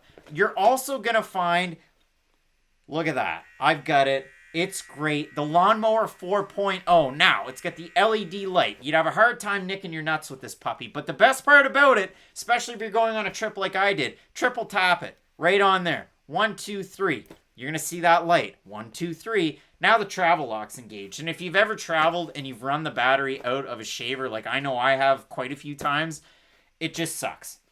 The basic way to get it back, you tap it once, you're going to get nothing. It's not going to do anything. You wait for it to do its thing. 1, 2, 3. Bing, bang, boom. And look, we're back in business. Are we? We're back in business. See? It's that simple. So, make sure you head on over there. Lawnmower 4.0. It's the GOAT of all men's body trimmers. You're also going to get the Weed Whacker. And if anybody out here never believes me, Getting deep. did you hear that? Craig Allen does actually have a nose hair problem, and the Weed Whacker is the perfect solution. Again, I bought the cheap trimmers before, and I've always had issues with them from the big box stores. I ended up with a Manscaped Perfect Package, and it's worked out really, really well for me. Again, nice new charging stand. You pop that on the vanity. You got friends over, you got family over. They're going to go, what's that? Where can I get it? Manscaped.com. Use the promo code FNP. You're going to get 20% off. And listen, all sorts of great products over there. If you order that Perfect Package, you're going to get 2 free gifts. You're going to get the Manscaped Boxers, which I have on me right now, a little bit of chonk. And then you're also going to get the Shed. This is the toiletry bag that you at home need. You want to bring that Shed travel bag with you, but you also want to bring your comfort and boxers to another level. So get 20% off and free shipping at manscaped.com/ FNP. Great. At manscaped.com. That's 20% off and free shipping by going to manscaped.com/FNP. At manscaped.com. Stay fresh this summer and shine with Manscaped. Matt, we have a big slate of fights still to come. You're not going to want to miss any of them. So keep it locked in with Fight Night Picks. And as we always say, let's get into it. Really interesting mix and match co-main event. We have OSP Ovince St. Preux, former title challenger at 205 pounds, making the move back up to heavyweight to take on Tanner the Bulldozer Boser. And Matt, for Canada's Bulldozer, this is a guy that way back on, what was it, not that long ago, June 5th, put out a tweet, screen capped it, put it on Instagram, so I'll read the tweet for you. At UFC_CA, that's UFC Canada up here, you know, us hosers. At Dana White, at McMaynard, at Sean Shelby. Let me fight out the last fight on my contract in July. I'm not hurt, and I'm pissed off. And then, for the Instagram comments, or Instagram post rather, f*** it all. Give me my last fight. I'll either win or I'll go home. At UFC Canada, at UFC, at Dana White, at McMaynard 2, space, f*** it all, period. Direct quote. Yeah, direct quote. So, Tanner Boser fought Ilir Latifi, lost to Ilir Latifi. You can make an argument either way. Did I pick Latifi to beat Boser? Yeah, I did. But does it matter now? No, it doesn't. For Boser, it's really weird, right? You look at the 5-on-in, and let's just focus on his UFC run. Beats Daniel Spitz, the old tarantula. Loses to Ciryl Gane in a back-and-forth fight. Very technical. Beats Felipe Lins, looks amazing, knocks him out in the first round. Superstar, put him on Panini Prism cards. Beats Rafael Pessoa on the ground by ground and pound. That's great, you love to see it. Loses to Andrei Arlovski, very close fight. Scored it for Boser on first watch. Second, third watch, scored it for Arlovski. Loses to Ilir Latifi by split decision. Again, close. I had it for Latifi, even watching it, maybe a little bit of bias in there, but that's the way the cookie crumbles in those 6-on-in. Before that, he fought a really high level of competition over with M1 Championship, over with ACB. Again, some of the names, former UFC fighters, Chase Gormley, DJ Linderman. 45. He fought Denis Smoldarev. He fought Vakayev. He fought Rakeem Cleveland. He fought Tony Lopez, who's a stepping stone for a lot of UFC fighters. But for Tanner Boser, you know exactly what you're going to get. Crisp footwork, good in and out movement, good head movement, and he throws a lot of nice volume. He's a tricky fighter for a lot of people to figure out. Arlovski was able to do it. Latifi was able to do it with the takedowns. Typically, the takedown defense of Boser is good. And the weird thing that we saw to Tanner Boser from fight over fight, from loss to loss, against Andrei Arlovski, weighed in at 232.5. He was always known as one of the smaller heavyweights. Then his last time out weighs 242 against Latifi. And the question that we had before that fight was, did he gain the weight to try and stuff the takedowns, to have that added bit of chonk on there to kind of discourage the takedowns? Well, if he did, it didn't work. Because they should spent less time at the buffet line and more time in wrestling practice. That's a joke because physically he looked good. Exactly. Like, he looked like he packed on muscle, not fat. Like, he did look really good. And again, he had from November last year to get into the fight that was just a couple of weeks ago against Latifi. But now you're pissed off and you want to fight out your contract. He said July, the UFC said June, and you get over Vince St. Preux that missed weight his last time out, weighed 207.5, and ended up losing to Jamal Hill. And then he was supposed to fight Max Grecian at 205 on this card. Grecian out due to visa issues, what I was hearing. The source there, the Anakin Florian podcast that I listened to today. So no Grecian. Grecian kind of fights like Boser, so it's kind of neat. If anybody tells you that they have a good read on this fight, they're lying to you. And I'm telling you this right now. Not a single person on planet Earth knows how this fight's going to go. I know what Taylor Boser does well, and I know what Ovin St. Preux does well. It's so hard for me to even start to try to give you a basis for a prediction on this fight, because for OSP, he does like to move backwards like he's Tyron Woodley at light heavyweight, even at heavyweight. Like, he's got that weird, I'm going to have my back to the cage. It forces my opponent to engage with me. I'm really like... He acts almost like disinterested in the fight, almost like a la Nate Diaz. Not really like hands on knees or anything, but still, he'll just kind of move all weird, and then all of a sudden, like Yoel Romero, explode. And if he does hit you with one of those big shots, you're going to go down. We talk a lot about Ben Rothwell, for better or for worse, on this channel. But one thing Ben Rothwell has is a really, really good chin. Like, it's hard to even put him down. And Ovin St. Preux, to his credit, at least when he did hit Ben Rothwell, was able to put him down in that fight. I understand he lost a close decision, but the things that he showed in that fight are at least weapons that should be open when he fights Tanner Boser. Because Tanner Boser and Ben Rothwell, I understand physically they are slightly different. Ben Rothwell about as big as a heavyweight can get, whereas Tanner Boser, like you had said, for the longest part of his career, we were almost talking about him moving down to 205, if anything. And now that he's around that 240, it'll be interesting to see how he matches up with OSP, because even when OSP fought Ben Rothwell, he didn't seem that small for a heavyweight. I don't worry about his size in this fight, because like you had said, he's missed weight at light heavyweight now. He basically is a heavyweight. I look at OSP, he's not like Rampage fighting Fedor out of shape and can't make 205, but he's kind of at like where Rampage was. When Rampage was young, he could make 205, but as his body started to get bigger, he's sort of too big for 205, but too small for a heavyweight. Like, Ovin St. Preux is one of those weird in-betweeners in this division, and I think this will be at least an entertaining fight, because Boser does tend to move forward sometimes, and that's what I'm about to get to here in a second. For Tanner Boser, it felt like up until those two knockouts that he had, we talked about his volume, we talked about his cardio, then he got those two knockouts, and it's like, okay, do you knock people out now, or are you going to go back to being what we knew you as, that heavy volume puncher who was just well-rounded and had great leg kicks? I don't know if Tanner Boser has it in his head that he is a really good knockout puncher, so maybe he doesn't have the same level of volume because he thinks, okay, if I'm able to connect with these guys, they'll go down. Again, I'm not trying to put myself in his head, I'm just saying, for Boser, it's odd. We used to talk about how great his volume was in his fights, but in his last two showings, it just hasn't been there. For Tanner Boser, way back in 2018, when all of this was nothing, and it was just an audio-only podcast. Different house, even. He was one of our first guests. Well, one of my first guests on the podcast. And it was great. Like, he was just letting it fly off the cuff. And listen, go back and listen to it. I don't want to go to the UFC. I don't care about the UFC. I'm fighting some of the best guys over here. And he was fighting really good competition at the time. And in the UFC, it's been a really weird run. So, you had a full training camp at 265 to fight a former light heavyweight in Latifi. You lose by split decision. Now, again, I bring this up just about every week, but a Canadian music reference, he's got nothing to lose when no one knows your name, and the training camp's weird, because for Boser, honestly, I should know, but I don't know because we live in a giant country, but he went from Vegas, went back to Canada, and then now he's flying back to the States to get ready for a fight against OSP, who, again, was going to fight Max Grecian. Grecian, prodding striker, throws nice kicks. He's a decent light heavyweight. I thought he beat Dustin Jacoby's last time out.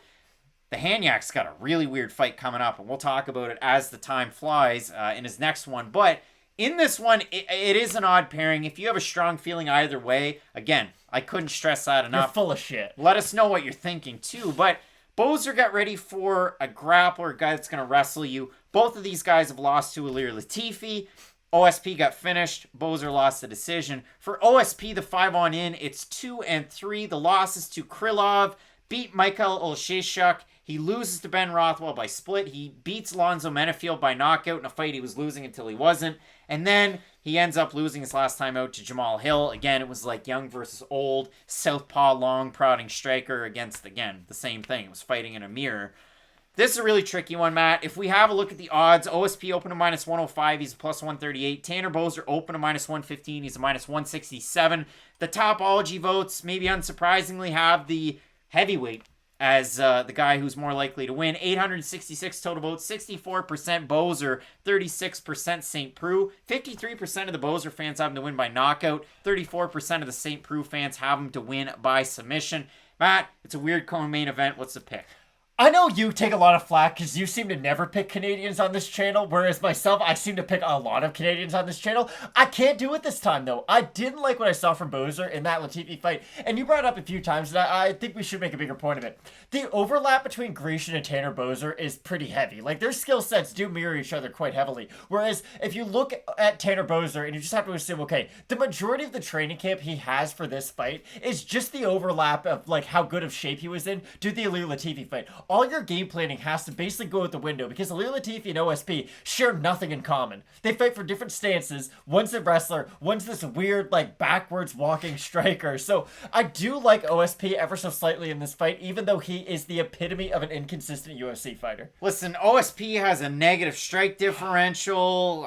He's more active with the takedowns. I can see that being the difference. Again, if OSP goes into this fight like Alistair Overeem when he fought Augusto Sakai, that's the way you win. Dump those weird takedowns from in close, get him down in the mat, and try and work some of your game, because Ovince St. Preux is one of the funnest guys, if funnest is a word, to watch. Kind of float from guard, from half. He's a really fun fighter to watch that way. If it's a striking matchup, listen, Boser's going to have to get happy with the hands if he wants to get paid by the UFC or another organization if this is the last fight on his deal. As he says, I'm going with the United States / Haiti's own Ovince St. Preux to get the win. And I'm really eager to see this fight because it is an odd one. And it is interesting, too, because this is the thing. I wasn't that excited for this co-main event until that added, like, loser goes home wrinkle kind of came in. Because that's the thing. It is a very WWE selling point for a co-main event. But if Tanner Boser is serious and he's like, listen, I'm kind of done with the UFC. I want to move on, go do my own thing. Like, that could very well be it for him in the UFC. And listen, maybe to the wider UFC audience, they might not really care. But there's not a lot of Canadian UFC heavyweights right now. Like, I'm pretty sure he's the only one. So the fact that a Canadian UFC fighter is kind of looking to depart is sort of weird. I mean, listen, he could take the Arjan Buller route, become a one championship heavyweight champion, but really looking forward to the fight. Let us know below who you've got. Do you have our fellow Canuck Tanner Boser? Are you going with Ovince St. Preux? We got a great fight coming up this weekend in the main event. Ciryl Gane, Le Bon Gamin, he's taking on Alexander Volkov. You're not going to want to miss that video, so check it out. Keep it locked in with Fight Night Picks, and as we always say, let's get into it. Absolutely love our main event coming up this weekend. We have Le Bon Gamin, Ciryl Gane, taking on Drago Alexander Volkov. As always, one half of your hosting duo, Craig Allen. You can find me on Twitter and Instagram at Craig Allen FNP, and I suggest you do because lots of questions come in throughout the week. It's tough for us to get to all of them, but make sure you find us on the socials. You can find my partner to my left, to your right, at Matt Allen FNP on the respective socials. Matt, absolutely love this one. I mean, if you look at it for Ciryl Gane, he is one of the more well-rounded heavyweights and exciting fighters that we've had in the UFC in some time, especially in this division. The most interesting thing that I have to say about Ciryl Gane, he made his debut back in August of 2018. It was a first-round win over Bobby Sullivan with TKO in Quebec, Canada. Alexander Volkov at that time was at the peak of his powers. He was between his win streak where he'd finished Fabrizio Verdum, but just before his fight with Derek Lewis, where he almost won it until he lost it at the very end of that fight. And it's crazy to see where these two guys have gone in their respective careers. Ciryl Gane has not lost a fight, and I can't stress that enough. He's 8-0. He came into the UFC with one of the more green records that you've seen. He beat Adam Dykes, he beat Roger Souza, and then he fights Rafael Pessoa in his UFC debut back in 2019. And listen, this is where I have to go off. You've never seen somebody be as high on a prospect as I have with Ciryl Gane. And I'm not pumping tires. You know, we were the Fight Night picks where back in 2018, Brandon Moreno is going to be the flyweight champion.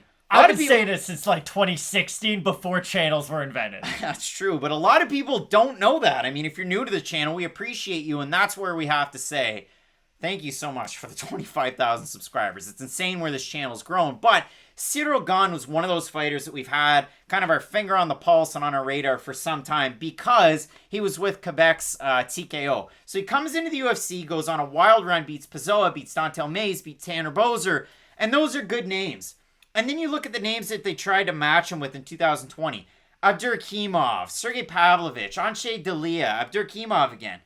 And then he fought Junior Dos Santos, and that was peak pandemonium. How crazy was that? He looked phenomenal in that fight, but this is my thing about Ciryl Gane, and I always feel like I'm the wet blanket to the fire that is your hype for Ciryl Gane, because here's the thing, I really like Ciryl Gane, but I always feel like I'm the bearer of bad news. This is the one Ciryl Gane stat that never shows up in a page, but it is the absolute truth. You know who's never faced adversity once? Ever? Ciryl Gane. He's never been in a hard fight. And you can look at that two different ways. You can look at that as, wow, he is so well-rounded. He is so smart. He can get out of those situations. No fighter goes their whole career without making mistakes, though. And that's why we like MMA so much. MMA isn't boxing. You can lose and get better because of it. And people don't care. Like, Alexander Volkov didn't lose to Derek Lewis and lose to Curtis Blades and go, hey, I'll just stay the same fighter and never get better. No, he kept on getting better. And that's the thing about Alexander Volkov. I know we were talking about experience before we even started filming. And again, the thing about Volkov, he still gets better. He has 33 more fights than Ciryl Gane has in MMA. Now, for Ciryl Gane, he has the kickboxing acumen outside. He has really, really good jiu-jitsu and a wrestling base that you don't really see all that often. And again, if you want to see a perfect fight, you have to consider the level of competition. Exactly. The Dontel Mays fight. He beats him on the feet, and then at the end it's like, well, you know what? I want to gain some experience. Let's just take him down and we'll put him in a heel hook. Hopefully it lands. All right, I finished him by heel hook. You don't see finishes like that at heavyweight very often. From a striker, no less. None of that is wrong, but still, I've never seen him get hit clean, get wobbled, and then be like, okay, I can come back after that. And that's a really important thing for every fighter. I remember bringing this up, and I got a lot of flack on Twitter because of it, but I feel validated after his last performance. And it was on Greg Hardy's career, where every fighter in their progression has to face these certain skill checks. You have to face a guy who throws really good calf kicks at one point in your career. Once you get past that, then okay, you know how to deal with that, and now that's in your repertoire. Ciryl Gane, again, has never faced those techniques that have made him gone, oh, okay, I don't have this yet. I'm going to take this, and now this is mine. He's run through everybody, and if you look at the last two wins, Junior Santos lost, 7 fights before that? Like, JDS was at the worst losing streak of his career going into that fight, and I think we can both agree that his win over Jairzinho Rosenstruck was not an impressive win by any means. It was a good performance, but he landed 5 more strikes than Jairzinho did. He was the slightly more active out of those two. He never did anything that had Jairzinho in trouble throughout that fight. And that's what I'm getting back to. If anybody finishes anybody in this fight, I can almost guarantee you it's Volkov will be the one finishing Ciryl Gane. I look at Ciryl Gane, and I'm actually going to spin this into a way that's very positive for Gane. I think his fight IQ is so high that he will almost become non-aggressive because of it. And I think against a guy like Volkov, that's really going to hurt you. What Volkov does so well is, especially now that he's gained that ridiculous 20 pounds, which, hey, USADA, don't know if you're doing your job or not, but it is a little weird when a heavyweight all of a sudden just gets super jacked and gains 20 pounds. But we saw that, okay, some guys at heavyweight, since he is 6'7", can out-muscle Volkov. We saw that in the Curtis Blades fight.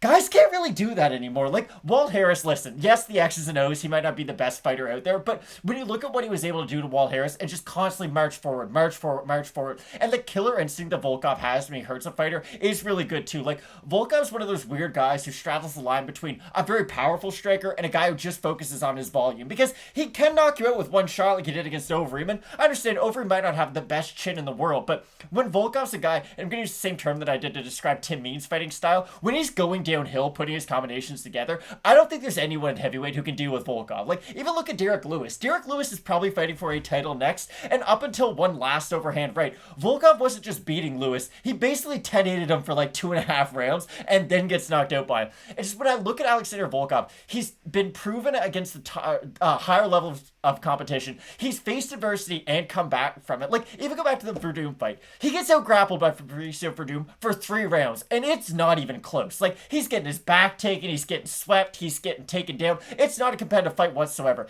In the 4th round, which is not a round a lot of heavyweights are able to achieve knockouts in, he was able to finally defend a takedown, hit that one beautiful combination where it was like uppercut, left hook, uppercut, and put Verdum down.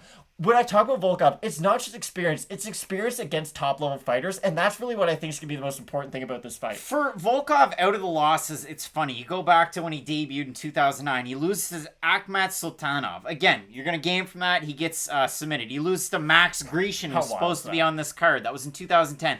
Loses to Pat Bennett, a name that people know from, again, 2010. Very, very active.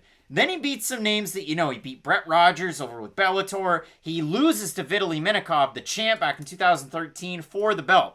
Last time I checked, Vitaly Minakov was pretty good. Loses to Tony Johnson by split, who Tony Johnson all of a sudden is a big deal in Russia fighting in heavyweight fights. Loses to Czech Congo after that. Goes on a beautiful little win streak, ends up in the UFC. Loses to Lewis, beats Hardy, loses to Blades. And then he has his last 2 fights. Wald Harris is tricky because how much stock do you put into it? I will say this. The amount of weight that Volkov put on and the fact that, again, credit where it's due, I listened to the Anik Florian podcast today, and John Anik had some pretty good kind of offers about Volkov. You know, wasn't able to train with heavyweights for the fight against Blades, wasn't able to work in his wrestling.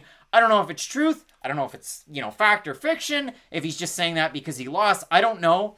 But he's looked really good in his last 2 fights. And that spooky, spooky tattoo that he has on his back scares the bejesus out of me when I'm sitting at home watching on my couch. Alexander Volkov's a great striker. This fight is, even with the disparity in terms of pro MMA experience, it is very well matched. The last time we saw a main event that had this big of an experience inequality was when Yuri Prochazka fought Dominic Reyes. Yuri had twice as many knockout wins as Dominic Reyes just had MMA fights. And again, we saw how that fight went. It really came down to when Reyes hurt Prochazka, he knew what to do when he was hurt. He had been in those situations before and he knew, okay, he went for the takedown at one point, got on top of Reyes. He was able to get away from those dangerous situations, and the experience really did come in and was a massive factor. And honestly, maybe that fight is clouding my judgment a little bit too much, but I'm picking Volkov not just based on his experience, but I do like the fact that he's going to bring the fight to Ciryl Gane. Ciryl Gane is yet to be in the cage with a guy who's moved forward on him. Even Rosenstrike, a lot of the time, was the one moving backwards in their fight. And Gane does have great left to right movement, so of course it is hard to get him pinned up against the cage. But with Alexander Volkov, and I'd love to get your opinion on this, he didn't just gain 20 pounds. I think he gained a good 20 pounds. Like, I think there's a lot of fighters in the UFC who, it's not like he gained 20 pounds and didn't get skills along with it, I guess. He gained those 20 pounds because it helps him with his punching power. It helps him defend those takedowns. And I guess it was a good career move, I should say. I like Volkov at 265 more than Volkov at 147. And I do think that this version of heavyweight Volkov is going to become champ one day. There, I said it. So he gained 120 pounds? No, he went from what, 247 to 265? Yeah, you had him at 147. Oh, sorry. And, I mean, you did say 7 times that he gained 20 pounds. So how many pounds did he gain? 20. He gained 20 pounds. Okay, well, there we go. Math show. But when I look at it, it is really tricky. I mean, Ciryl Gane switches stances. He offers different looks. He moves in on angles. When he strikes with volume, he does look very good. When he strikes with power, he looks great. I'm interested to see if he tries to take Volkov down. We've seen that. That's going to be the big X factor in this fight. I think skill for skill and strike for strike, Volkov might have more power in this one. Can Ciryl Gane land the volume, switch stances, move in and out of range, and once the fight kind of wears on, is he going to be able to take Volkov down? Because we know that Volkov has very good cardio. You even saw that in the Blades fight where, again, it seemed like Blades was going to get takedowns at will, that Volkov never went away. And I want to get your one last opinion on this. Do you think Gane will go to the clinch a lot in this fight? Because it's a position that he does do very well in, but against a taller guy like Volkov, and Volkov himself has great knees and elbows, do you think that's something that Gane will kind of just not go to in his game? Or do you think he'll just have to be strategic about it? You got to be strategic about it. I mean, for the MMA Factory, Fernand Lopez, with Ciryl Gane, I mean, for the longest time, up until the last few years, he was able to train with Francis Ngannou. That's a narrative. Again, Ngannou's been in the States for quite some time, training out of Extreme Couture and a few different gyms as well. So you get a little bit more personal attention for Gane, but we've seen this meteoric rise. Is it going to be the Rosenstrike up in a main event? We fight over him, and then we continue to go on, and then ultimately we end up losing to Ngannou. We'll see what happens. But when I looked at this one, I was kind of surprised. Gane opened a minus 135 favorite. He's a minus 173 right now. Volkov opened a plus 115. He's a plus 141. I urge you, check out the YouTube community tab because we actually have more votes over there than they do on Topology. The caption, heavyweight main event this weekend is Top Rank Contenders Face Off. Who's getting the win? Number 3, Ciryl Gane, commanding 55% of the vote out of 1,500 total votes. 45% going with Volkov. If we can pick off some of the comments, we'll sort by top, Matt. And up at the top, we have Fox Spiritus saying Volkov is a very solid test. He is not a guy to take lightly. What bothers me about Volkov is he has all the physical attributes, but uses a square Muay Thai stance. It just doesn't make use of the incredible reach and height. And sometimes he does. Front kicks, though. Sometimes he does. Real News MMA saying, been high on Gane since his debut. I think people aren't giving Gane the credit yet, and hopefully will if he gets it done this time. Going to be tough with the lengthy, tough Volkov standing across from him, but I believe he's worth the money. And we got to hit read more. Won't see him with these odds again this time soon, Matt. I'll throw one more out there.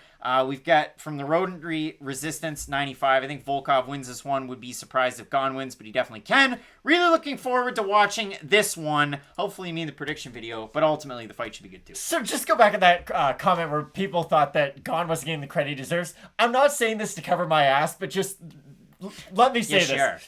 Both things can be true. Like, he can beat Volkov, but still not have proven anything up until this point. Like, to me, I think Ciryl Gane's a very good fighter, but he has yet to prove to me that he is an elite fighter yet. The win over Rosenstrike was a good win, but again, he didn't beat Rosenstrike in any way that says, wow, he can beat guys in the top 5. And it's one of those fights where if you have a friend that's never watched MMA before and you go, here's heavyweight MMA, I'd much sooner show them Pat Barry, Czech Congo than I would Ciryl Gane and Jairzinho Rosenstrike. Like, it's just the truth. Exactly. And for Gane, that's the thing. It really does come down to he's never faced adversity, and Volkov's going to land shots at some point. So we are really going to learn a lot about Ciryl Gane this weekend, and that's why this is exciting. Last question for you. Do you think this is title eliminator?